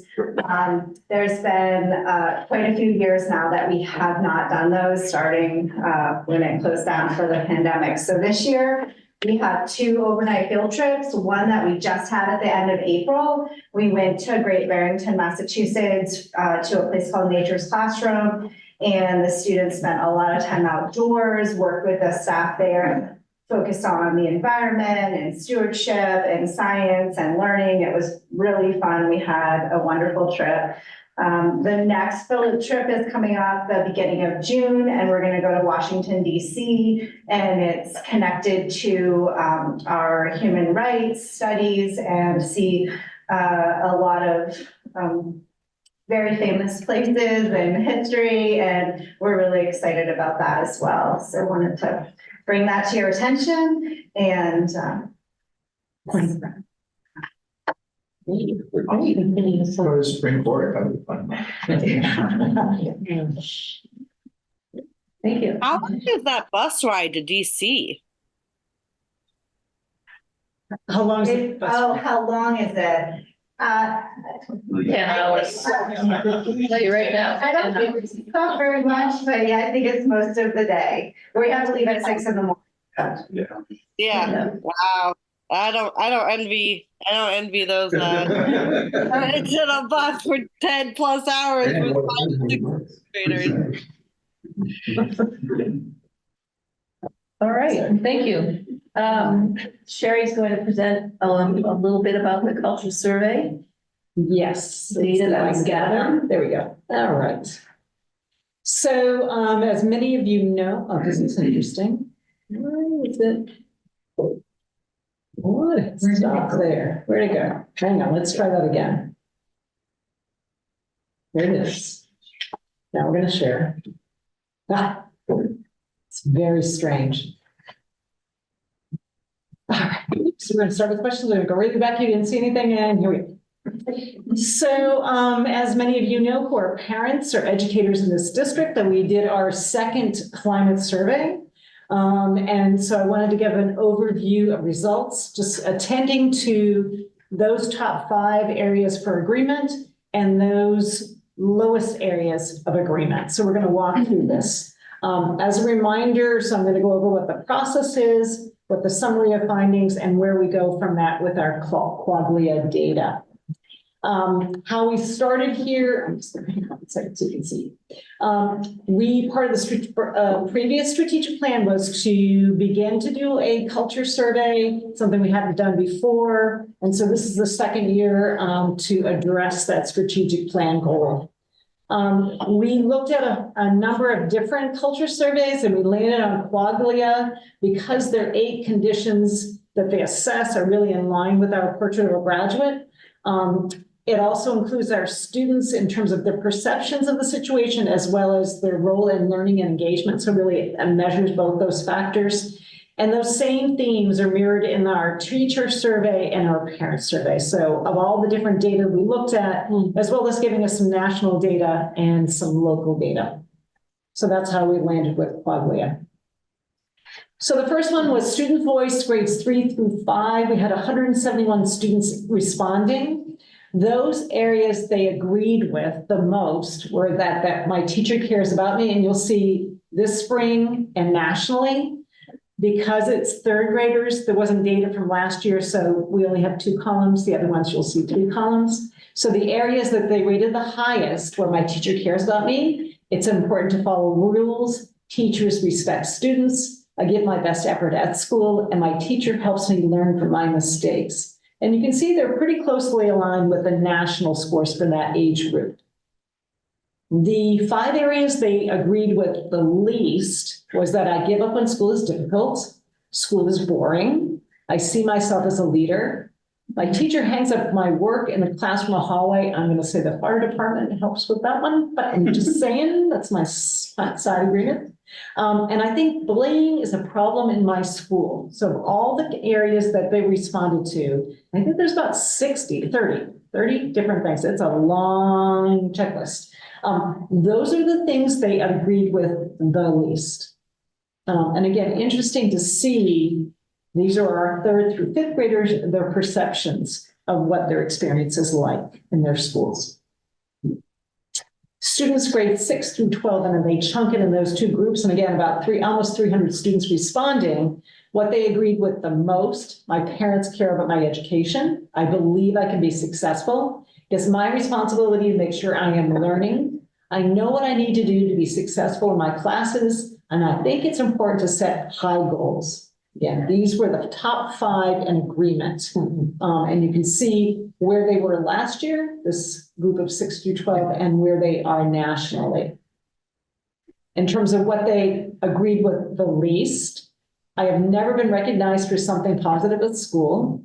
I have difficulty fitting in at school. I find homework helpful to my overall learning. I'm afraid to try something I think I may fail, and other students see me as a leader. Something that we're really thinking about, being more intentional on providing more leadership opportunities for all our students, starting early on, elementary and going through secondary.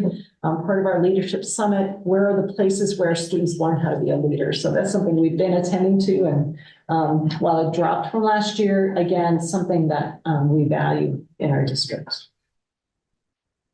Parent voices 3 through 12, 210. I will say the national database, and Rap brought this to my attention, they have very few parents in the national portion. So the national data, but we can make comparisons from this year and last year.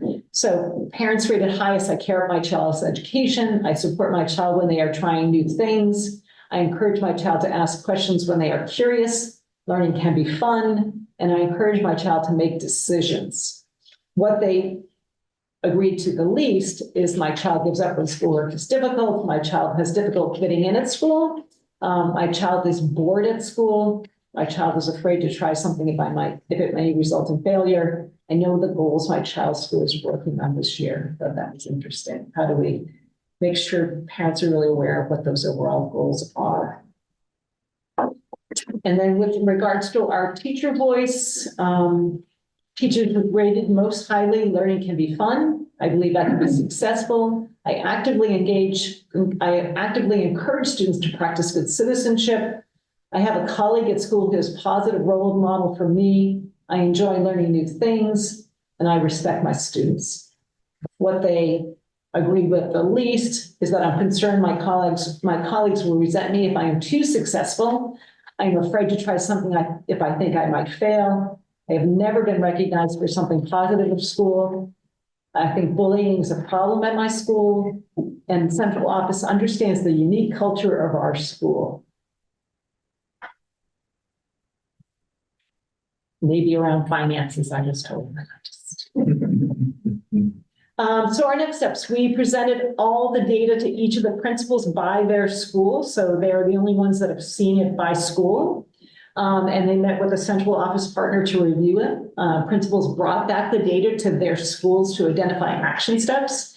And so at our leadership team this Thursday, the principals will present their actions that they will be taking based on the data they received on their individual school. Any questions? Are these surveys like confidential? Do you get them too? I was just curious on one of the last slides where there's 2.5% of our teachers that don't respect their students. I kind of expected that to be 100% of the ones in the spring of 2023. So I'm just kind of curious on which teachers are not respecting our students. It's confidential, so yeah, I don't. Shocker. All right. Yes. Though it is up from last year. Can the board get access to all the data as opposed to the summary? Can we just see like the full? So we've really been careful. The caution we have about that is comparing one school against another school. So each has its unique strengths and weaknesses. And so why we collapsed the data for this presentation.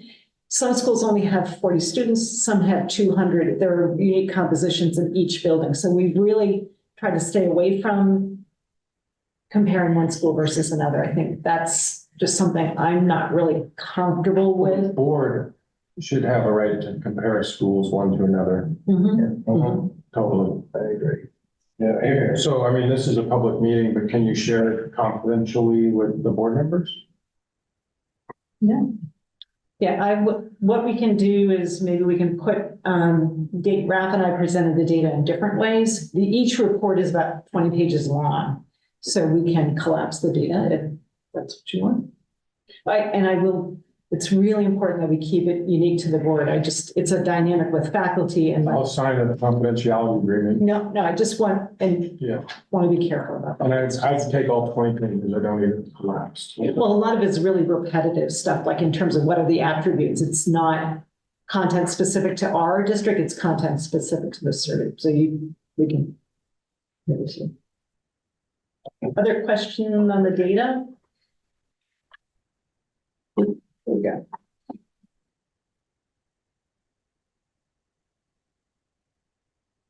All right, thank you, Sherry. Interesting. So we do have a resignation, and that is Alyssa McDonough from the WHSMS What Health and Phys Ed program. She's a great person. I taught with her right down the hall from her when she was in middle school, and she brought a lot of, I think, some positive wellness programs to our school and worked with several teams and has been a key person. And so I think you said that she's leaving because to be closer to family, which is a worthy reason for leaving. But she'll be missed, I'm sure. Karen wants to say any more than that? Yeah, thanks, Harry. I guess what I'd add to it, so I think this was 10 years, is that right? I think so. She was a 7th grade teacher and then a 9th grade teacher. And her lasting impact is really this combined wellness program to kind of combine PE and health into this class and really put it at like, it's at a high standing, right? Kind of like we see it as really vital to our program. So that's the lasting piece for her. So lots of effects here. Also, she was a soccer coach, snowboarding coach, softball, I think at times. So in lots of places. So big presence. Great part. Thanks. So is there a motion to accept the resignation? Motion. Second? Did I hear a second? Sure. All right. All right, we accept that resignation with regret. And we have a number of new hires. I think we can probably vote them as a slate. Yes. So we can see here that there's various positions, and I know you've been working hard on getting all those positions filled. So is there a motion to accept all of these, approve all of these new staff members? You to accept these staff members as listed. Is there a second? Second. Thank you. All in favor? Aye. I think I might have forgotten to have a vote on the resignation, did I? Yeah. All right. I think you're also moving forward, if I'm correct, spring an authorization for you to approve. Yeah, that's the next item. Oh, sorry. All right, Sherry, do you want to speak to that? So we are in full hiring mode. Many districts are now requiring contracts to be signed. And so those who have decided to move to our district need a quick answer before they have to sign their own contract. So typically between this board meeting and when we return in September, the board chair and vice chair have authorization to approve hires. Because the next time we get together is June, which is really too late for many who would need to sign their contract. Okay. So we need a motion to grant the chair and vice chair. Questions on it first, if possible. What's the point of the new hire committee in general? Like, we're going to grant permission or power to just one person for the hiring. I don't want to derail or slow down any of the hiring process because I understand the urgency and the need. But I feel like there was 2 new members to the new hire retention and whatever else the rest is to that committee. Appointed 2 months ago, and then to join you, Carrie. And by doing this, that eliminates the 2 people that just joined that and all just you. So I'm just lost on what the responsibility is of the new hiring committee. If We don't have any day. Are you talking about the negotiations committee? Yeah. Okay, that's just for negotiations. We don't have a hiring committee, do It we? says new hire again. You eliminated that in March. Shit. Carry on. Yes, I guess we did. That's a good question. Thank you for remembering that, Ryan. All right, is there a motion to grant the chair and the vice chair the authority to approve new hires through July? So moved. This is Anna. Who has it right now? I'm sorry. Yeah, Anna said. I was going to say, I think Ryan was moved. I will second. No, Ryan, No, I was just delayed on asking more questions. I'm sorry. So Received. who's in charge of the hires currently, if we're asking just the chair and vice chair to have the power to continue? So basically, the superintendent principals are making those decisions and bringing forward the names to us as a board. And that's what we just voted in, a group of people that have been given to us through the administration. So they will continue to do that work. We don't work at that level. We just say yes. Thank you, sorry. Gotta make a motion. No problem. All right, Ryan's made the motion and Anna has seconded. All in favor, please say aye. Aye. Any opposed? All right, very good, thank you. Can I ask a question? Sure. What's the MTSS coordinator position? Is that's a teaching position or is that's a, Karen, you want to speak to position? Or Aaron, do you want to speak? We're talking about having, it's replacing Audrey Richardson, who was an integral role for all the systems at the school. But it's a teaching position. It was, and we posted it in a way that allowed us the flexibility to cast a really broad net. So really the best person for the job, so it had the potential to perhaps be something other than teaching, but it's a teaching position moving forward with this hire. Coordinating testing, looking at the systems of support, looking at data use throughout the building.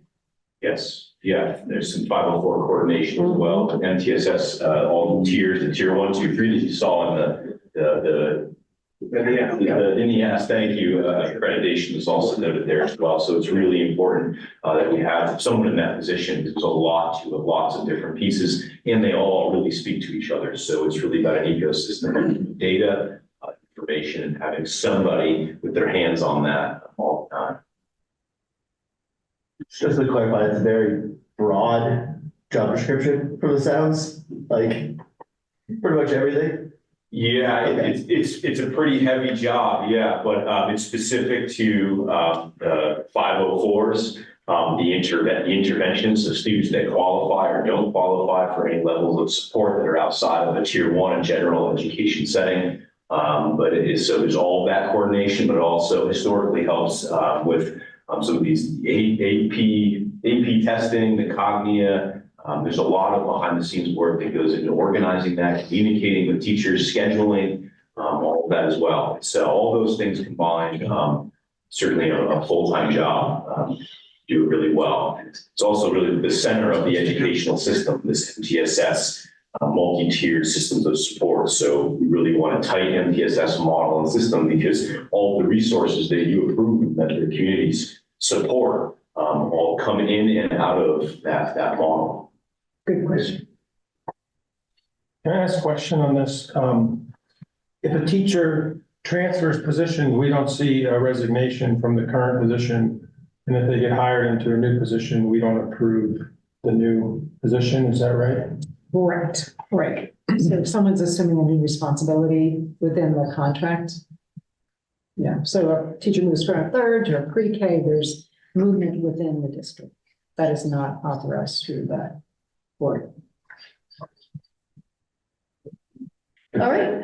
Include like promotions, like you move up position from is that still something that's done at your level? So if someone moves from a teacher contract to an administrator contract? Yes, or something of that nature, where you go from a teacher to a principal, something like that, like, is that approved by you, or is that, just I'm curious how that works? Yeah, it's an application process, and it would still be brought to here because you're leaving the contract and your administrators operate outside the contract. Thank you. Thank you. And be licensed educator. All right, now we're into the committees and working groups. Finance Committee. No report to board. Nice. Okay. Policy Committee. So we have three policies bring up. We have been brought up prior. We have two for adoption that have been heard twice so far. There's been no changes on either of those policies since the last time. So I would like to ask for a motion for the local wellness policy and the fiscal management and financial accountability to be adopted at this point. I just want to mention that F20 also should include an elimination of F21 because F21 is reporting, and as we've mentioned before, so if we adopt F20, we should get rid of our current F21. Okay, we need a motion. So moved. Second. All right. All in favor of these policies being voted through, please say aye. Aye. Any opposed? And the one for a second read is our capitalization of assets. We've talked about this as well. And this is something that just a protocol for auditing and reporting, appreciating capital assets. And I would just like to make a motion to approve this for adoption next month. So this is the second read. Yep. Any questions on that policy? Need a second? Second. Did you move it? Do we need a motion for that? Yes. Then I move this to adoption on next meeting. And I'll second. Okay. Anyone have any questions on that policy? All right, all in favor, please say aye. Aye. Any opposed? Thank you very much. Thank you, Elliot. You guys do a lot of work. All right, buildings and grounds committee. Yeah, we did meet. We met down at Reading Elementary School. So now we've had a meeting in each of the, I think, 7 campuses altogether. And I'm really impressed with that building. Really, really good shape. Paint job is great. And I would say the same for each of the campuses that we visited, and we'll continue that rotation going around to the different buildings when we meet. So the hot topic, no pun intended, is the heat control system by JCI and whether they would hit the May 1st deadline. There have been talks about whether we would let them go as a contractor if they can't perform. They're close to 2 years late. Did they hit May 1? Yeah, so I can give you a little update on that. So yeah, JCI has indicated that they completed the project. Jim and I are going to meet with them hopefully by the end of the week. I have a punch list, of course, they have a punch list, and we'll start punching each other. So yeah, that'd be a great outcome. I'm still hearing about classrooms that hit 90+ degrees during the day. Not since maybe they finished their work. But, We're still working through the books. We did respond to a request to look into whether we could put in a school speed limit zone in front of the middle school, high school. Remarkably, we don't have one. All the other buildings do. Like at Prosper Valley School, when you're dropping your kids off or picking them up, there's little lights flashing telling you to reduce your speed to 25. We as a committee recommended that for the middle school, high school, thought it would be a good idea to drop from 35 to 25 just during hours during drop off and pickup. And so that will be the state, Vermont Trans will look into that. We'll work with Ottaquechee, Two Rivers Ottaquechee. But they also asked whether we would look into traffic lights and a crosswalk. And we were a little cautious on that, just thinking about what traffic might back up if we had an actual turn signal in front of the middle school, high school. But nonetheless, we're going to continue to work with Two Rivers Ottaquechee to determine whether it's possible, starting with the crosswalk. This came out of the Parent Advisory Council. Yeah. And the concern is that a number of students live on the other side of Route 4. And even after school, theater, that kind of stuff. So that's where that concern came from. So more to come. It'll take some time to work through that with Vermont Trans, but our committee thought it was a good idea to reduce speed from 35 to 25. And we took the request about the retractable wall at Prosper Valley School, but we wanted to wait and hear the parents come tonight to determine if that was really the solution that was needed. And just to piggyback on that as well, a few things. So JCI has insinuated that they were done with their project.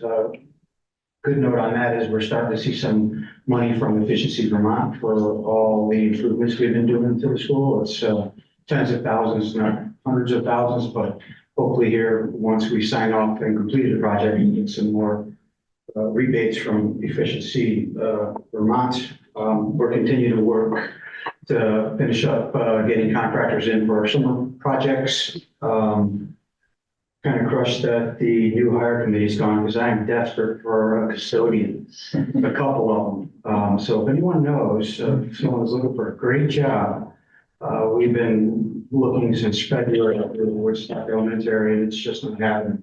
So if anyone knows of anybody, please send them my way. I think that was it. For the lights, we did reach out to the town of Woodstock, Jim and I met with Eric Duffy a week or two ago. He's going to bring it up to the select board because the governing body, i.e. the town, needs to make that request to VT Trans. So the ball is moving and it'll probably be a lot. All right, thank you very much. Working groups. New Build has an update. Who's ready for some more PowerPoints? So this is interesting. I think it's interesting because I wrote it, but so what New Build has been up to since the bond vote on March 5th, over the last couple of months, we saw survey results, of course, coming out of that massive response. Every board member gave us feedback in terms of their thoughts on the process.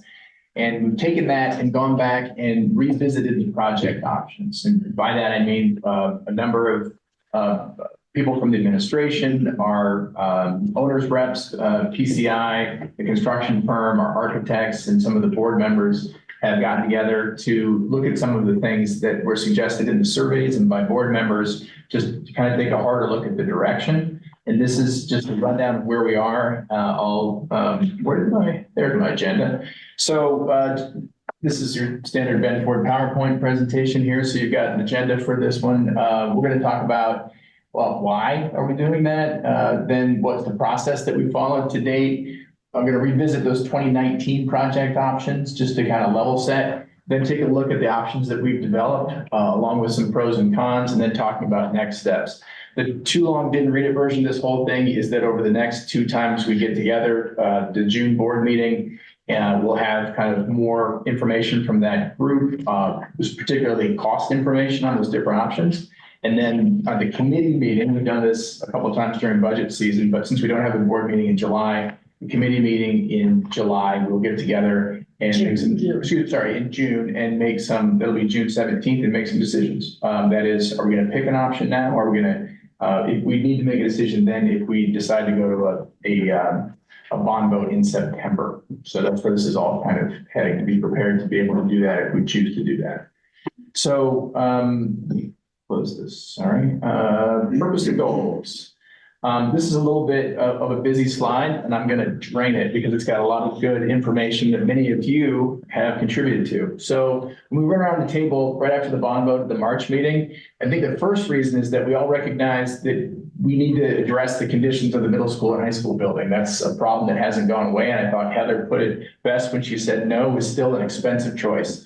Also to be responsive to a lot of points of feedback from the school board and community members, some of the great feedback. Matt, I think you made a great point when you said that design work that we did in 2019 became dated and detached from voters' decisions. We saw that come through in the surveys, people saying that there wasn't enough transparency, even though I think, Adam, you were frustrated. You were expressing that because there had been so much groundwork laid. Corinne talked about exploring, further revisions to the design, seeing what the connection points there were to identifying impacts to our school programs. Definitely want to take a look at that. Josh and Bob, among many people, talked about, the tax impacts just being too much. Bob talking about needing to get the project costs down. So we're absolutely, taking a hard run at ways that we can do that and getting creative. So both yes and no voters talked about those concerns with the process, transparency, the lack of options. So that's a good reason to revisit the project options. And then the top reason, and one of the top reasons was no voters said was that renovating surely could be cheaper or better than building new. And so one of the things that we're tasking the construction firm with is looking at that renovation option that we had considered in 2019. I think at the time it was like a $51 million price tag, and refreshing the price on that and getting a better sense of what it would entail.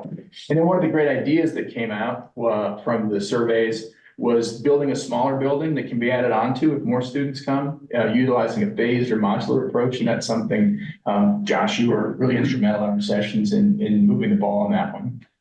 So what was the process that we followed?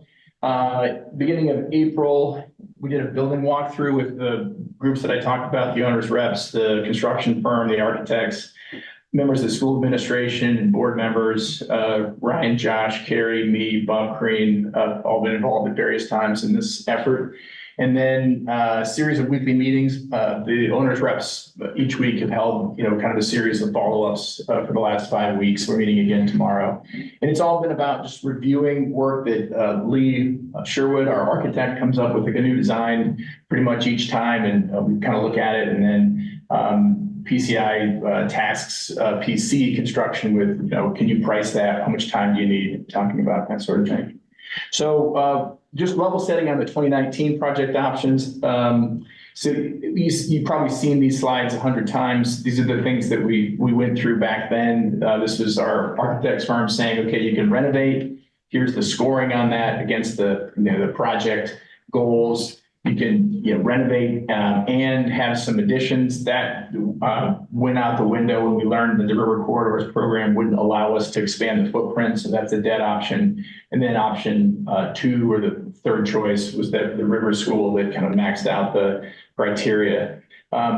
This is interesting.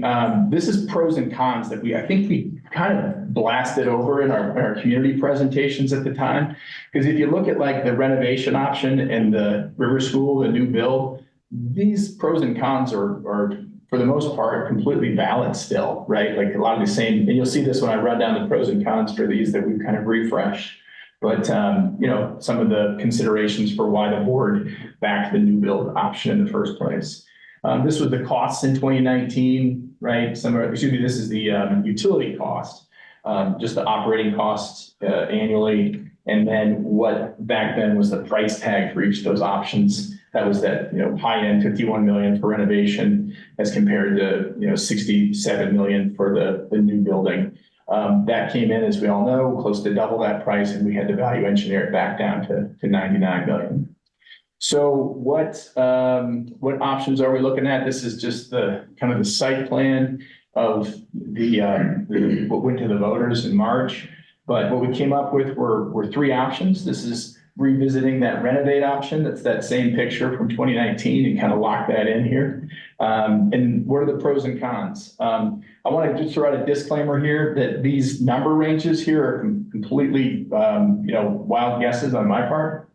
And these are not been backed by anything that PC Construction has come up with, but this is kind of an anticipated why we think it's worth doing, right? In looking at these options. So renovating, if you take that $51 million price tag and you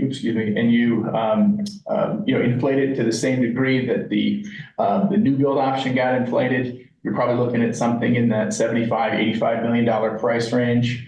So it's potentially cheaper than building new. You've got the ability, one of the things that came through in the feedback was you tear down a building and you put the whole thing in a landfill. There's a carbon impact, and there's environmental impacts of disposing of old building materials. And then some people were very kind of nostalgic about the building and considered it historical and worth keeping. So that would be some of the pros of renovation. Anna, did you have a question? Yeah, I just wanted to clarify, because it's sort of misleading. That first bullet point is that the cost of the building would be $75 to $85 million, not that it's $75 to $85 million cheaper than building new.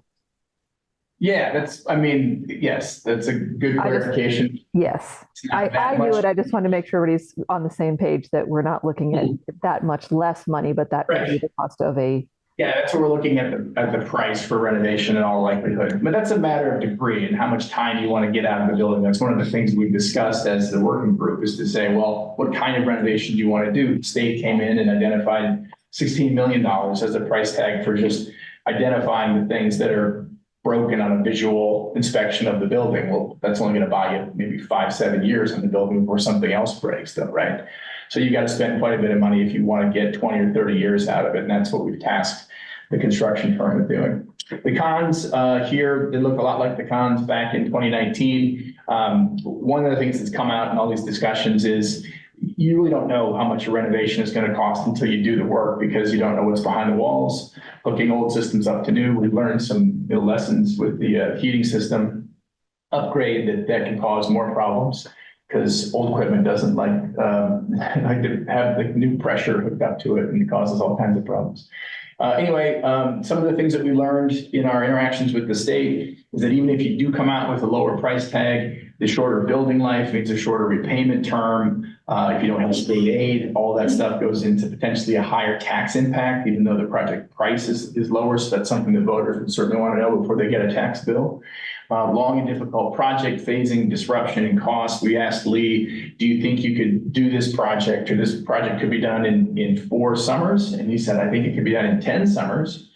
So we'll have a sense of kind of what that would entail, that renovation option. High operating costs, environmental impact of that old building envelope. We can only make it so efficient. And that HVAC system, it's a fossil fuel based system, probably would not be able to replace that or convert it to something different. And then not meeting the project goals for modern teaching and learning. That's a huge one, certainly for our stakeholders and the administration and our teachers. And then the ability to attract and retain new students is a big part of the financial model for the project. So that's number one. Number two, and this is where it gets a little bit interesting, and I hope this isn't too much of an eye chart.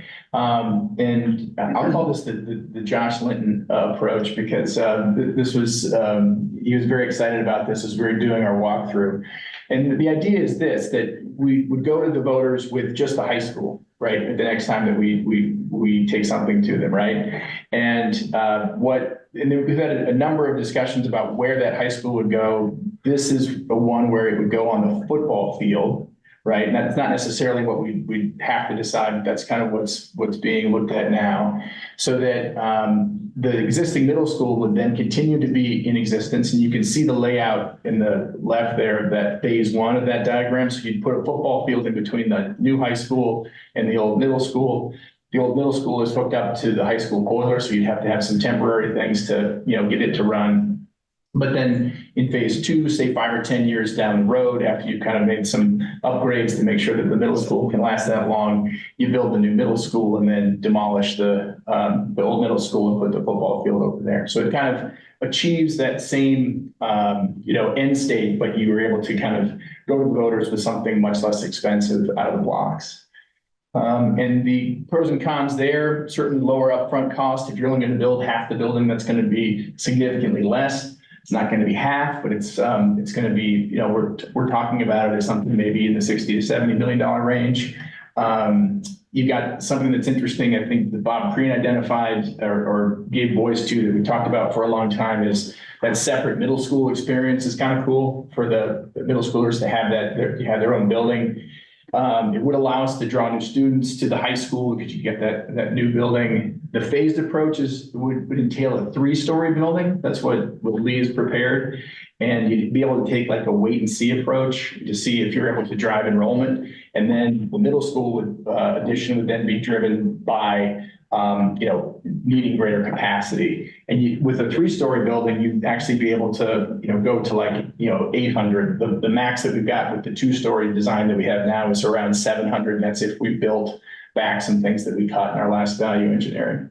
And then the high school portion there on the pro side would be eligible for state aid as new build, versus renovation. You get the longer payment term, the lower tax impact. On the minus side, if you wait 5 or 10 years to, build the other half of the thing, it's probably going to be about double in terms of your total project cost. So you have to be doing pretty well as a district and on the enrollment front to be able to make that case to the taxpayers. You're going to have a lot greater operating and program costs because of efficiencies that get lost. You take the two buildings and you split them apart. You got to be able to share staff as much. Oh, I lost anyway. And then, like I said, you'd have to add in at least the version that I showed, you'd have to have an auxiliary boiler and some temporary mechanicals for the middle school portion. You have a significant amount of, not as much as a renovation, but there'd still be a good amount of cost around the project phase and the disruption, temporary costs. You would be able to keep the high school in existence until the new high school is built though, and so that avoids most of it. So, but there'd still be some logistical issues with the two buildings. And then you're looking at like short-term investment in those middle school spaces would continue to be limited and not fit the program needs that we've identified as being important. More difficult to attract new students to the middle school portion. And then of course, no state aid for those renovation costs.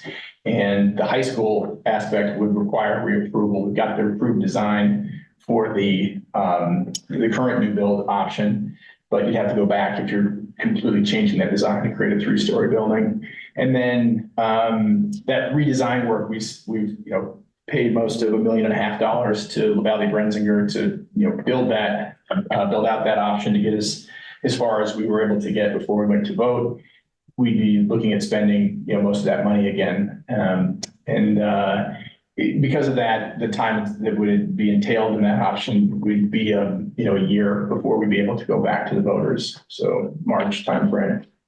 And the last option is what we took to the voters in March, and then just trying to update see what we can do with the scope to make it potentially cheaper and get updates on the pricing from the construction firm. Pros there, we've got a complete design, it's approved. You could go to vote as quickly as September. You'd have a high degree of certainty about the price because the design is as far along as it is. Phasing is simple, low disruption, the least of the temporary costs that you'd have because it's the same, build on the football field. The existing building is in full operation until the new one's ready to go. Then you just move across the parking lot. If you build all new, all now, you have much higher operating and program efficiency. You avoid that kind of duplication of staff. You get the benefits of the new building envelope across the both sides of the curriculum. So lower operating costs and program efficiencies, and you have the ability to recruit to all grades with the new building. You're looking at something that could last 70+ years. The cons, price is the big one. The same thing the voters had the biggest problem with. With escalation, we're looking at a base design over $99 million, and taking $100 million plus price is going to be a pretty tough sell. So if we think we're going to go back to voters in September with something that's like 102 or 105, that's going to be pretty rough, I would say. And it's difficult to reduce price. We've done, $16.5 million worth of that value engineering. So from here, I guess to Corinne's point, if we make further cuts, we're looking at loss of programs, and we want to be very transparent about, decisions on that front. If we were saying, okay, we got it down to 90 million, but there's no, AP chemistry or there's only one gym or whatever it is that you have to do to get to that. So let's see. Oh, that's not right. The phasing disruption and cost. That's a stray bullet from a copy paste. Disposal of the old building. This is another thing. You would have environmental impact there. And the design of this one, if you're talking about like best case scenario, we're really maxed out at around 700 students on site with what Lee is designed to date. I mean, it's a lot more than we've got currently, around 450. But if we did better than that, we'd be looking at going somewhere else to maybe build up our middle school capacity and making the new building a purely high school. So what are the next steps? Like I said, today we're talking about this preliminary review. In a month, we'll give an update on those options with pricing and associated cost impacts. Then we'll be looking to board members to, kind of have discussions of those options and gather community feedback. And then on 6/17, that's the committee meeting this evening. We'll make some decisions, whether there's an option that we want to move forward on in the short term or hold off for a more long-term decision. So that's where we're at. And now we're up to questions, concerns, comments. Josh.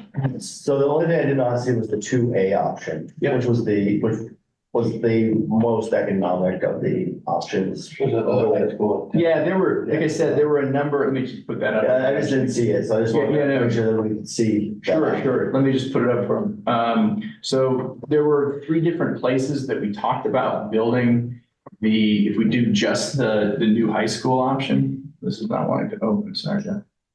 Because I'm sharing my screen. Oh, that's weird. Let's see, maybe it's cursed. Yeah, mine was doing weird things to them. Here it is. Here we go. Can we do it from here? The idea that Josh is talking about is I have to spin it. How do we do that in this? Control R, is that right? Yeah. Nope. Wrong control. Oh, when I told you not to say that. Goes to my browser history. Oh, no. Sorry. What a joke. So I'll just voice it. So what Josh is asking about is what if we built a new high school, really where the roundabout is now, hook it directly into the existing middle school, right? And then you'd avoid some of those temporary costs. It'd be more difficult from a construction standpoint because everything would be kind of bottlenecking there. That's a concern Lee's got, but it's an option that we would potentially have. Another one that we kind of discarded was taking down the high school and building it, where the high school is currently, kind of hooking it up to the same spot, but leaving the high school. And I think there's been some rumors that have kind of gone around about this from these discussions, because some of the discussions went to like, okay, we need to set up all kinds of temporary classrooms on the football field, maybe for a couple of years, maybe put a cafeteria in Union Arena. Those are all things that make that a pretty untenable option. So what's the time period if you were going to split them? Like, what would be the time period where you build the middle school? What would be? That's up to that's a future thing, right? You're kicking the can down the road on that second option. Yeah. You'd have to invest enough to get the building through, 5 or 10 years. The middle schools are better. Would you be asking for people to vote on a bond when they're still paying for the previous bond? Yes, you'd absolutely be. So can I? Yeah. So the theory behind this option was that at that 15-year mark where you really start seeing the bond kind of disappear based on the models that were given for the original build. At that point, you really start to see that negate. That's when you'd be able to pick up and build your middle school and kind of keep that impact the same and keep that impact lower, but over a longer period of time was the theory. I believe to follow up when discussing that, sorry, I just switched in. So option 3 was just presented with some conclusions drawn that I'm hoping we can really look hard at. So it sounded like I heard you say that even if we change the scope, it's still going to be more money. We don't know. That's the concern.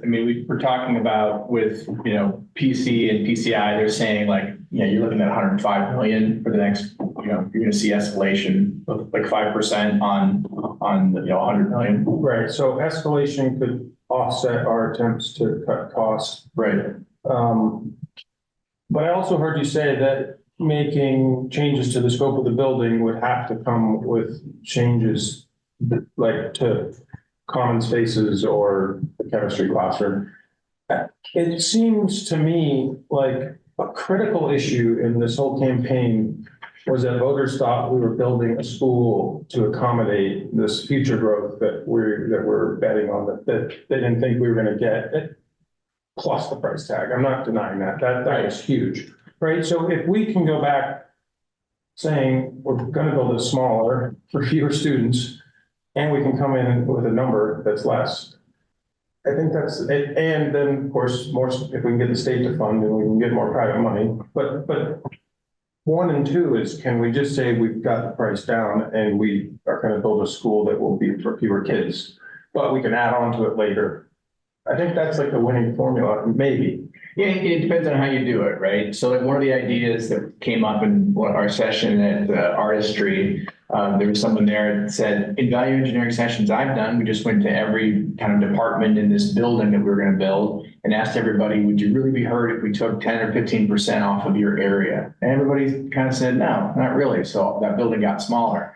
With school, you're actually talking about capacity, right? You're talking about capacity for how many students the building can hold. So an idea like that isn't optimal if you're looking at future growth. Lobbing off one of the pods, like we took half of that, that's a better approach because you can build that back relatively easily versus making classroom spaces smaller and limiting to say like 80 students per class versus 100.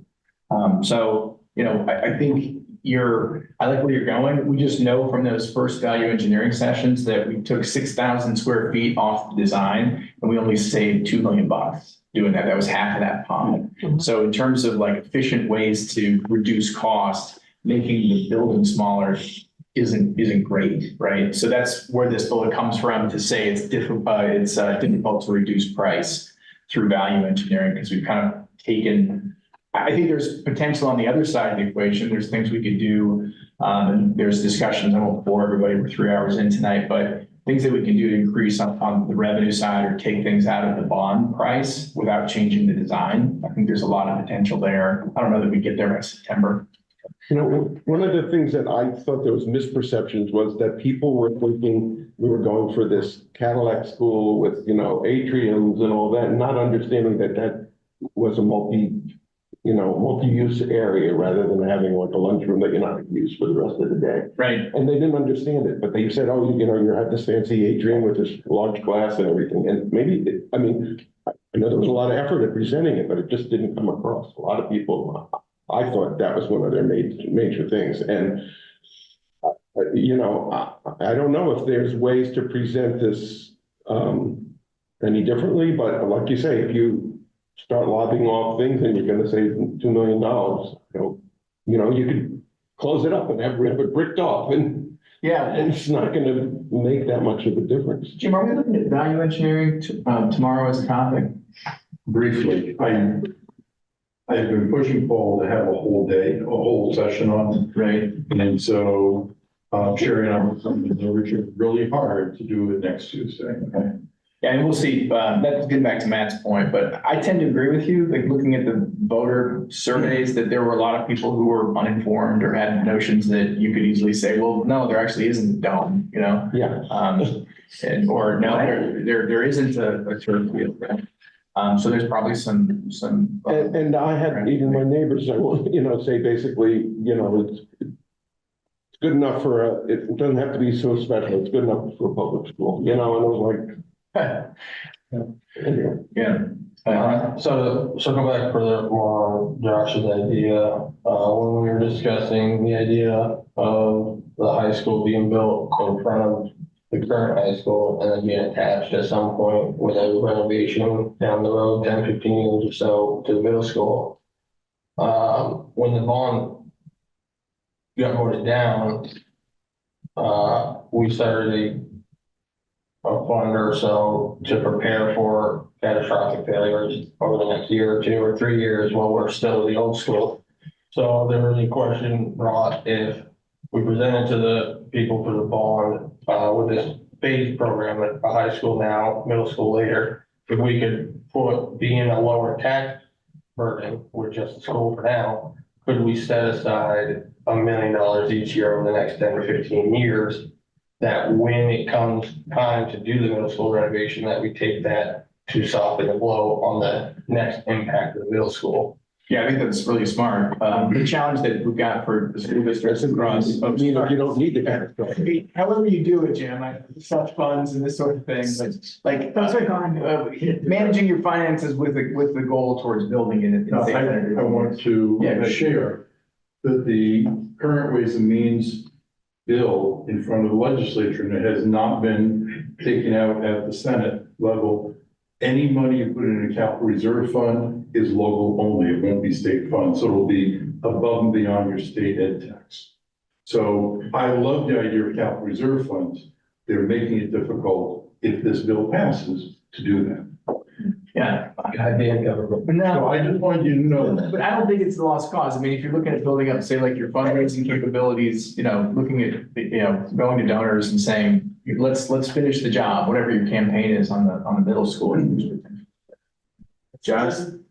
So if it was to go back to local, then it would be funded by every taxpayer, homeowner in the area. In our district. It's still an education tax, though, right? It would be an additional education tax, yes. So you'd have your state ed tax, and then you'd have to vote on this separately and be an enhancement or an addition to. I just remember your comments, Josh, when you were talking about the non-homestead taxpayer problem. I don't think that would. I think that would, that's what I was trying to find out. I do not believe it would impact the non-homes. Right.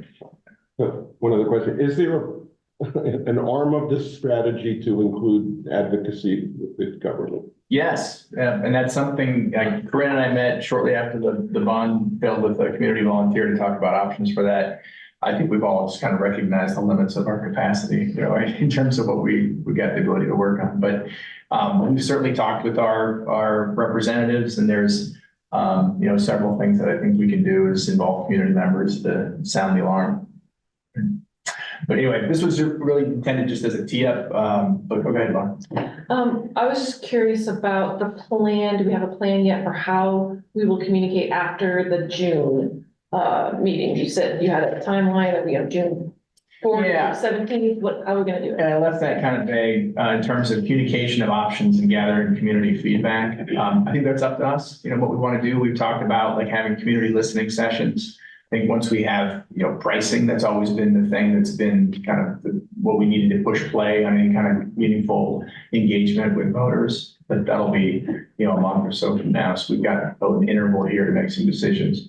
I think the latest idea is yours, and that is maybe we have a session in the gym where we've got people in four corners, and we invite people to come and designate topics, whether it's, financing or, athletics or whatever it is that we want people to engage on. And that's the best one I've heard so far. If we don't do it that way, it's going to be up to individual board members just to have communications with community members before you vote. Yeah, I was just thinking, like, if the board doesn't hear until June 3rd, what that plan is gonna be, and we're supposed to start implementing it June 4th, then we might not have enough time. Yeah. Yeah, that's the window. It's a couple weeks there between when we get the information we need to make decisions and then when we vote. All right, thanks, everybody, and we'll keep everybody tuned on where we go from here. Okay, well, we're almost done, but we do have important work right now to approve the minutes from the previous meeting. So if somebody would like to make a motion for that. I'll make the motion. Thank you, Josh. And a second. Second. Thank you, Anna. All in favor of approving the minutes as written, please say aye. Aye. Aye. Any opposed? All right. We now have an opportunity for a second round of public comments. So if there are any members of the public who would like to speak, most of you would be online here. Please tell us your name, your town. All right, it looks like there's no public comment. Thank you. And we have an opportunity to reflect on what we did well and what could we do better. Short on the meetings. Yes, Corinne. I'm curious about to what extent the board, or in what way the board will be able to discuss / respond to what was brought up tonight in public comment. Which is, I guess, if this is about what we've done well or what we could improve upon, I guess it's in that what we can improve upon. Because to some extent, sometimes I feel like issues come to the board and as a board, we don't necessarily, there's no room in the agenda to speak to them, or we're not sure the protocol. So I'm just raising that.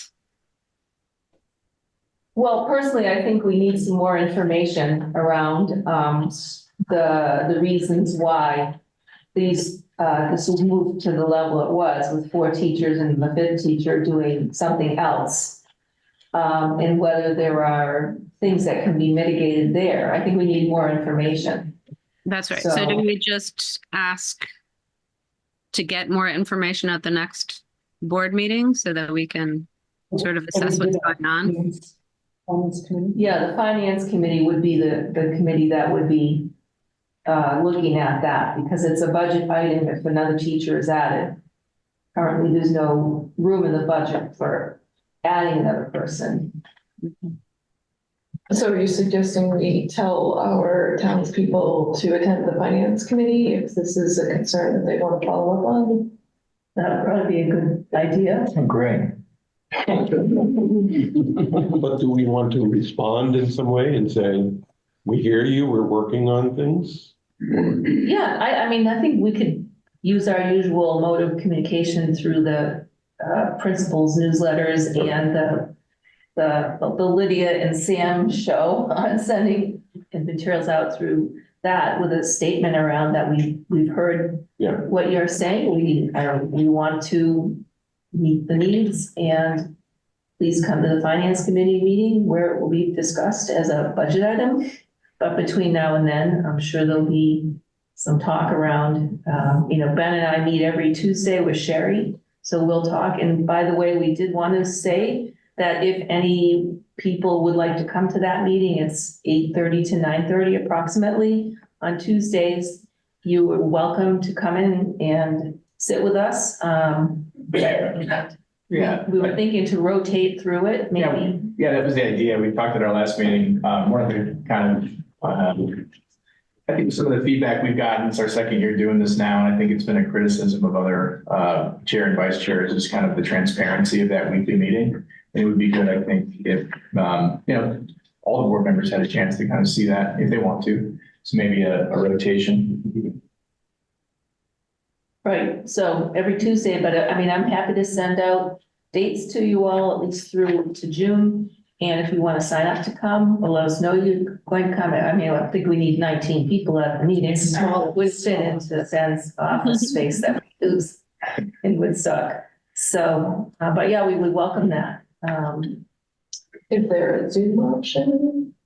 Because I mean, my job starts at 9, Yeah, so. we could probably do a Zoom option. I don't see why not. It's just a small group of us. Ryan? Were we aware that the public comment stuff, I mean, it seems like all across our school was very concerned and has been for a bit about the classroom sizes doubling or expanding dramatically. Were as administration in general, were you aware that they were going to increase and that we're trying to skew it as far as teachers, or is that like something that just developed with the one teacher leaving? I feel like from the amount of people that showed up from the public to the amount of people on the board that even knew that there was such an issue coming with kid to teacher ratio that prospered.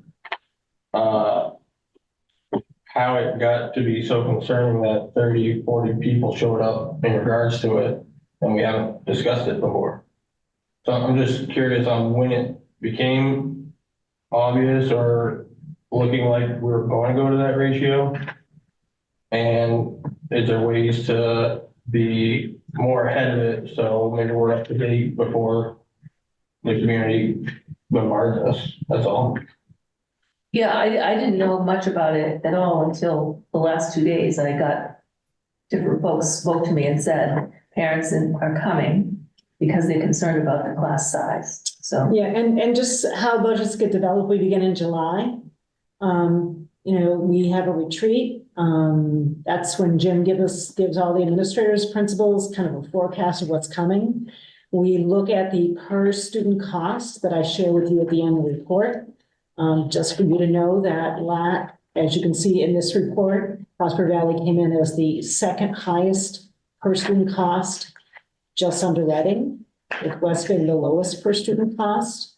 So as we anticipated that was the challenge of our administration or our principals. How do we maintain the acceptable rate of growth in terms of the budget and still meet student needs? So we've been looking at the enrollments every month for the last year and looking at those numbers and looking at creative ways, how do we maintain the number of FTEs? We did not increase or decrease, other than in this office, we decreased the number of teaching positions. We heard about pre-K demands and making sure we had enough pre-K classrooms. We also have been listening to our need for intervention. So who's available to work with students who are not meeting those proficiency goals, as well as the impact of the social emotional needs. And so I'm prepared, Dr. C is presented with numbers around enrollment and staffing and the changes that have been made. So those have been discussions since last July amongst the administration. We look at and when we meet with finance, what are the asks? Every year, finance committee asks, what are our asks? And we knew that we were going to have a 16.5% increase in healthcare. We knew that there were other demands and pressures on the budget. So we did not ask for any additional positions other than moving a teacher into the pre-K. And so that's been part of Ben's presentation all along. And we look at those numbers. I mean, that's what we start with. And we look at how we start. But we funded the position as a board. But there was a new teacher hired because the sixth grade class this year is huge. And someone paid for it from outside of the district of Citizen. And then it came to this board whether we would continue funding it. And I thought we agreed we would. So we have funded 5 full-time teacher positions in our budget. Am I wrong? There are 5 full-time teaching positions at Prosper Valley. And there are going to be 90 just something else though. Yeah, this next year will be the 4th year that Prosper Valley has been reopened. And the first year we had 94 students. The second year we had 95 students. This year we have 78 students. We're projecting next year at 87. So next year will be our second lowest out of the 4 years it's been open. So there's a lot of misinformation, unfortunately, that you received tonight. I don't think so. I think it's just take the number, divide it by 5 and it works. Take the number, divide it by 4 and it doesn't. That's the problem. My question, and I agree, I was just saying, and everyone that presented today, which is from our own staff that we all highly, accommodate and love and support, they're all concerned with it. And a lot of them, like Mr. Hanson, has statements about the ratio, once they get above 19 or 20, is detrimental to the children's education. So have we reviewed information like that when discussing whether we hire more, add it on or not? Because if we're doing anything that is going to be detrimental to the future of our children's education, that's just stupid. So I just. Bob has had his hand up. Okay. Yeah, I concur with Matt. I don't recall one word being mentioned during our at least two meetings, if not 3, where we discussed the budget. Perhaps it was discussed in the budget committee meetings, but if the budget we voted on cut 1 teacher at Prosper Valley, I think we made a mistake. If the budget we voted did not call for that cut, then I say we got to reconsider. Thank you. We did not reduce any teaching staff at Prosper Valley. We did reduce a librarian, which was a 0.2, but not classroom staff. So how did we get down to? Then how did the class sizes change so much if there wasn't a reduction in teachers? Like I said, there was a lot of misinformation, unfortunately. So can I ask you this, Jim, since how many students do we have, you said next year, 87? We're projecting 87. So if you have 87 and you have 5 teachers, that's less than 20. That's correct. So where is the information coming? Because I'm just trying to make sure. If there were 5 classes with 5 teachers, that's less than 20. Yes. I can't speak to the educational organization of that building. Can somebody speak to the organization? Can we ask Aaron as the leader of it? I don't want to play out the spot, just value your opinion on what I want to go. Sure. So there are 5 teachers in the state of Vermont. This require a specific certification for intervention. Back in the fall, we looked at all of our numbers and all of our needs. We looked at class size. And we're asked to be innovative and creative, as Ms. Souza has pointed out, based on all of the things that were coming down the pipe. I took that literally and wanted to be innovative and creative with what we had, knowing we weren't going to be able to add anything and hoping we weren't going to take anything away. So by re-looking at the 5 teaching positions and looking at our needs, looking at class size, looking around the district and seeing that we historically have used mixed grades for really small class sizes, but also thinking about what it might look like to do mixed grades to reduce class sizes seems like an innovative approach. It also has the ability to have a full-time interventionist, which we certainly have the data to support. We certainly need that. We have quite a few students that require tier 2 services and interventions. So we haven't had that. So over every year that we've been budgeting, we've slowly but surely increased our staff, even as we had 2 years of consistent students about in the 90s. Then this year, a drop off with the most capacity we've ever had. The next year, a slight shift internally with approximately 87 or 90 students. So just trying to be creative with what we have. We haven't been able to add, except each year we've been able to work on little things. Like we've had 2 part-time counselors in the past. Now we have 1 full-time counselor that's 0.95 FTE. That's growth. We've had a SEAL position, social emotional learning position, which is privately funded this year and next year, collecting data to be able to advocate and support for that as well. We also had the need for increase in special education, and that wasn't going to be able to go forward. So we bring forward all of the things that we need. We hear from finance, 12% or something increase isn't going to be able to go forward in the community. So we work really hard to be innovative and creative and looking at trends, but also looking at the different models in the district and around. So yeah, there's opportunity in the schedule. Because the schedule that we've also been working on as a district also provides opportunity for us now for the first time at Prosper to actually schedule academics first. So these larger blocks of learning have the ability to be scheduled first, as opposed to up until this next year, we've been scheduling PE first and then piecemealing academics around it and looking at contracts and making sure folks have prep. So as far as, pedagogically speaking, it's an important opportunity where we can start looking at the programming and academics and scheduling those things as priorities, and then piecemealing other programming around it. So these are potential opportunities. You could have 4 home rooms that are mixed, but you could also create blocks of learning where they are not mixed homerooms for academic. They're grade levels for academics. We have also more capacity than we've ever had.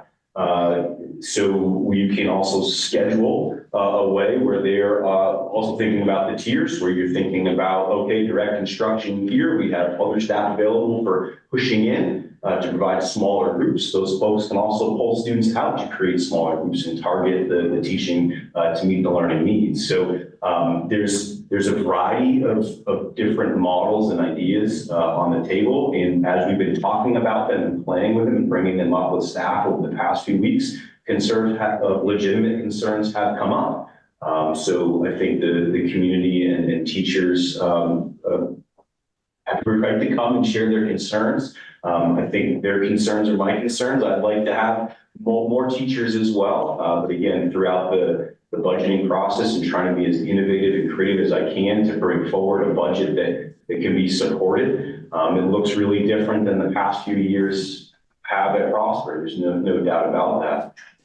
So there are a variety of things we can be looking at, and there's a variety of scheduling options we can be playing with.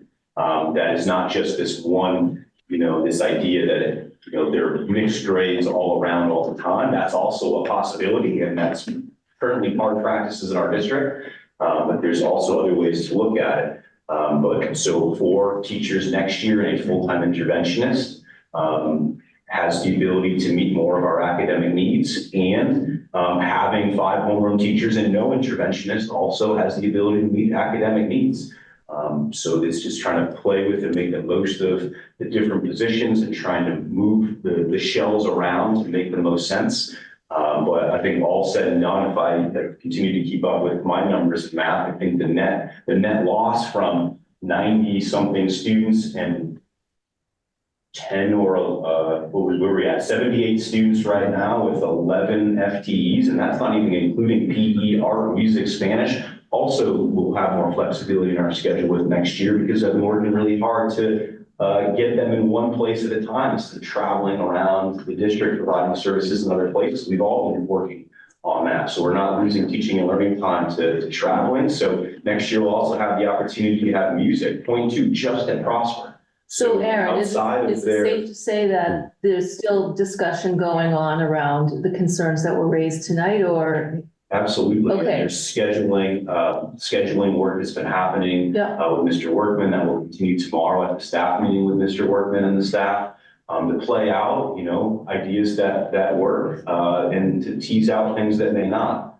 But yeah, so there's scheduling, more control over the schedule, so we can actually schedule academics first, which is a priority of the scheduling audit, is my understanding. Also, again, having more specialist teachers available on specific days instead of someone coming and leaving provides us an opportunity to, outside of their contractual teaching, their duty-free lunch and prep, there could be 1 to 2 additional classes available for these folks to also be supporting staff and students. So I'm trying to be really creative and innovative with what I have. And I think it's really important, what we're struggling with tonight, boards all over the state have been struggling with for the last 4 months. And I just left Montpelier for 3 days last week. Next year is going to be even more challenging. I just want to be really honest. What we're looking through, coming with the real bill, it's going to be hard. We're going to have to make some really hard decisions. Can I just ask one quick question? So in theory, are there certain classes, and you'll be able to answer this with yes or no.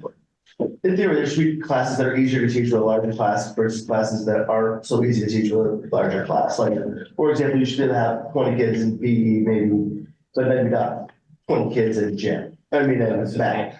You know what I'm saying? Like PE versus math are 2 different things. So it just, is that something you have looked at? It's like, maybe the PE class could be 2 classes in order to free up 1 teacher for Yeah, a smaller class. I mean, with that specific example, that very well could be, and then a natural concern would be, well, if I'm teaching 20 kids in this class, and I'm teaching 30 in this class, classroom management, any behavior challenges, there's those concerns as well. So, yes. Yeah, so I'm just saying, it's just a theory. Well, I think it will be helpful if we could get an update from you in June as to where things are at, and let the people who are concerned, they need to be able to express their concerns. But we also need to know that you're all working on it to minimize, that you're not going to have 28 kids in a room all day long. I'm assuming you're going to break them down into groups. That's right. The interventionist could teach some classes. There's lots of ways the numbers, the stark numbers can be mitigated. There are, and trying to be creative and innovative and also bring a budget forward that is supported. Right. Yes, Adam, and then Matt, I think, Can I just ask a personnel question, or is Ms. Koresh not, that's the body that's missing? So Ms. Koresh is going to be teaching intervention next year, no longer as a homeroom. So we still have that teacher. And still 5 professional educators being creative about roles to meet the needs without increasing and a net loss of, I think, 0.5 FTE all said and done. My comment is just, I think waiting until June is too late. If the solution is going to be posting a new position, I would say we expedite it. If you want to help in finance in 2 weeks? If it can wait 2 weeks, maybe. I didn't hear a single teacher from that school support the idea that we would have 20 kids in a classroom. And I hear parents who will pull their kids out of the school. So I just think it's urgent. Yeah, especially because we just covered in the new hires and whatnot, that it's a crucial time over the upcoming months to hire positions that we're trying to fill. So if we're going to appoint a new position right away, we should probably. I'm curious if it's been explored at all, the fact that, well, and I'm not sure the numbers, but we do have some other elementary schools that may have fewer kids in their classroom and there is school choice. So, obviously people don't want to send their kids really far away, but, some folks who live in Pomfret may, a handful of kids could maybe go to Barnard. I don't know. I don't know the numbers, but I'm just curious if that's come up in conversation, because that is one of the, I guess, potential strengths of having the choice amongst schools. Yes, Adam. I guess a takeaway I'm having after Dr. C, providing information is we're not talking about a variation in ratio. We're talking about a different model of calling it an elementary school or a middle elementary school, right? That we're going to still have the same amount of licensed teachers in the building, but we're approaching it in a different way than the traditional, you stay with one teacher all day and that's your class. Yes, I think based on the variables before we through this process, those are the types of questions that need to be asked and explored. But yes, ultimately breaking it into, layman's terms of it's, and we've kind of talked about Prosper Valley in this way when we, brought it back into the district it's a pre-middle school, right?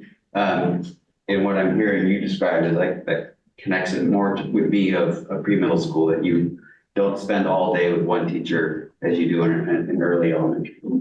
So you're saying compartmentalizing to some extent is also in part.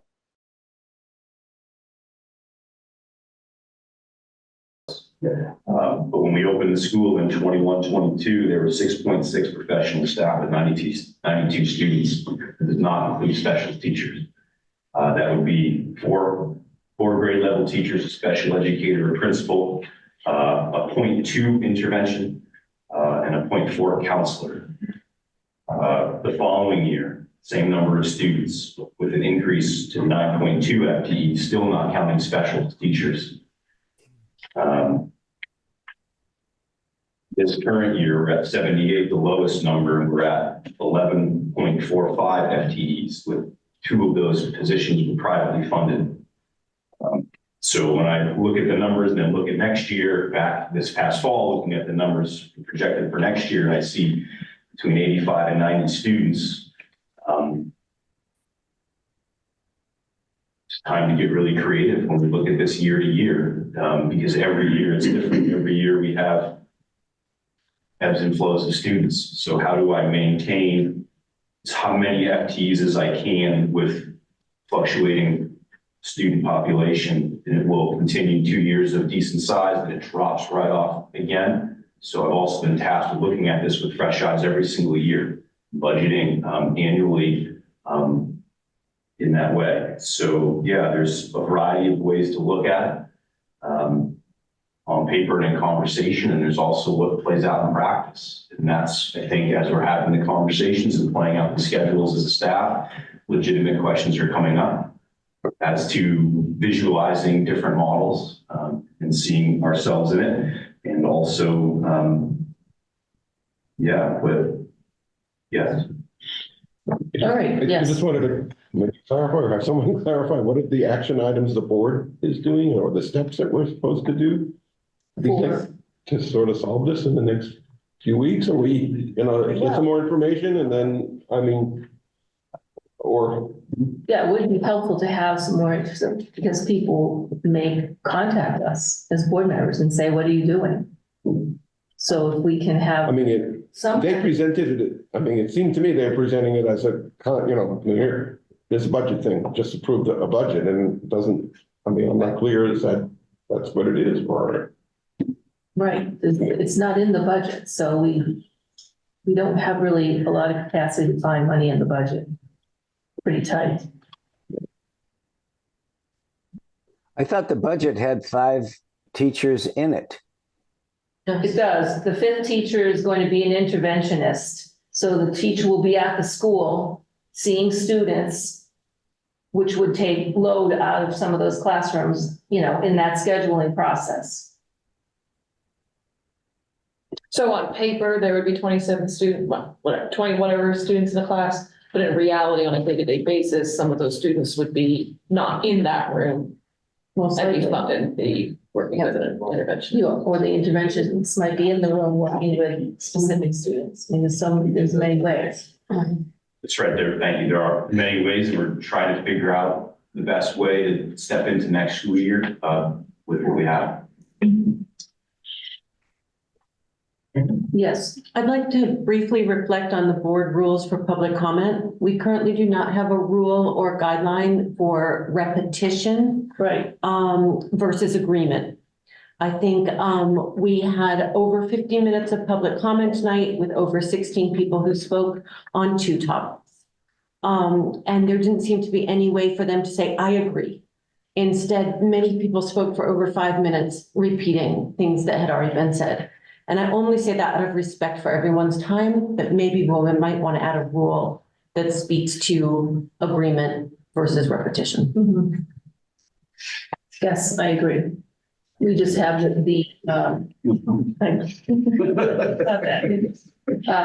agree with you.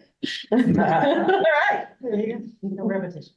It's not reflected in the public comment section we have in our book that says what the rules are, because we just use the state ones, state provided, but we can add something. I think it's, I mean, I think Ben, you mentioned in passing, you know, it's a couple of times a year that we have such a turnout in terms of public comment. And as a board, we've progressed a long way in terms of decorum and quality interactions with public. And I think we've kind of laxed that. And we watched that happen tonight in terms of length of comments, interacting back and forth during public comment. I just think we need to be aware as a board of that, you know, we start to set a precedent and it become quite unruly as we start interacting and going back and forth. And part of that is, I think, educating public as they come and then commenting that this is public comment. This is not necessarily an opportunity for back and forth dialogue and asking questions and expecting an answer in the moment. Yeah, thank you. With all that said, I do think it's important that as we continue talking about building a stronger connection with the board and the community, that we do value each person's opinion. And, you know, we don't make them slighted, but I would agree with all that. Right. So I don't know how this will be done, but like, I agree with what you're saying. My question would be, when can they have that period of time? If they do have. Email, You're not getting a face-to-face response then. And that's when somebody can really schedule a meeting. Yeah. So who do they contact for that? Just because I know that question could be asked. Well, Board chairs. Yeah, we get, Ben and I handle a lot of questions and talks with people, whether it's phone, email, or in person. You raise a really valid point. I remember early on the board was, so we're raising all this, when are you going to do something about it? When do we actually hear about outcomes, right? And I think that's, you know, part of that is an ongoing education for what are Robert's rules of a board meeting, but also how does the board function, right? And that a board has a set agenda that it has to follow by. And then I think, you know, importantly, reminding folks, this is completely voluntary. Right. And I found everybody here for the most part was incredibly respectful of it. This is voluntary, but reminding that, like, you know, we're at a 3.5 hour meeting now. That it's speaking to Heather's point of time limits and some order and expression. And I'm rambling on, so I'm going to motion that we adjourn. There's second. Second. All in favor? Aye. Right, thank you, everybody. All right.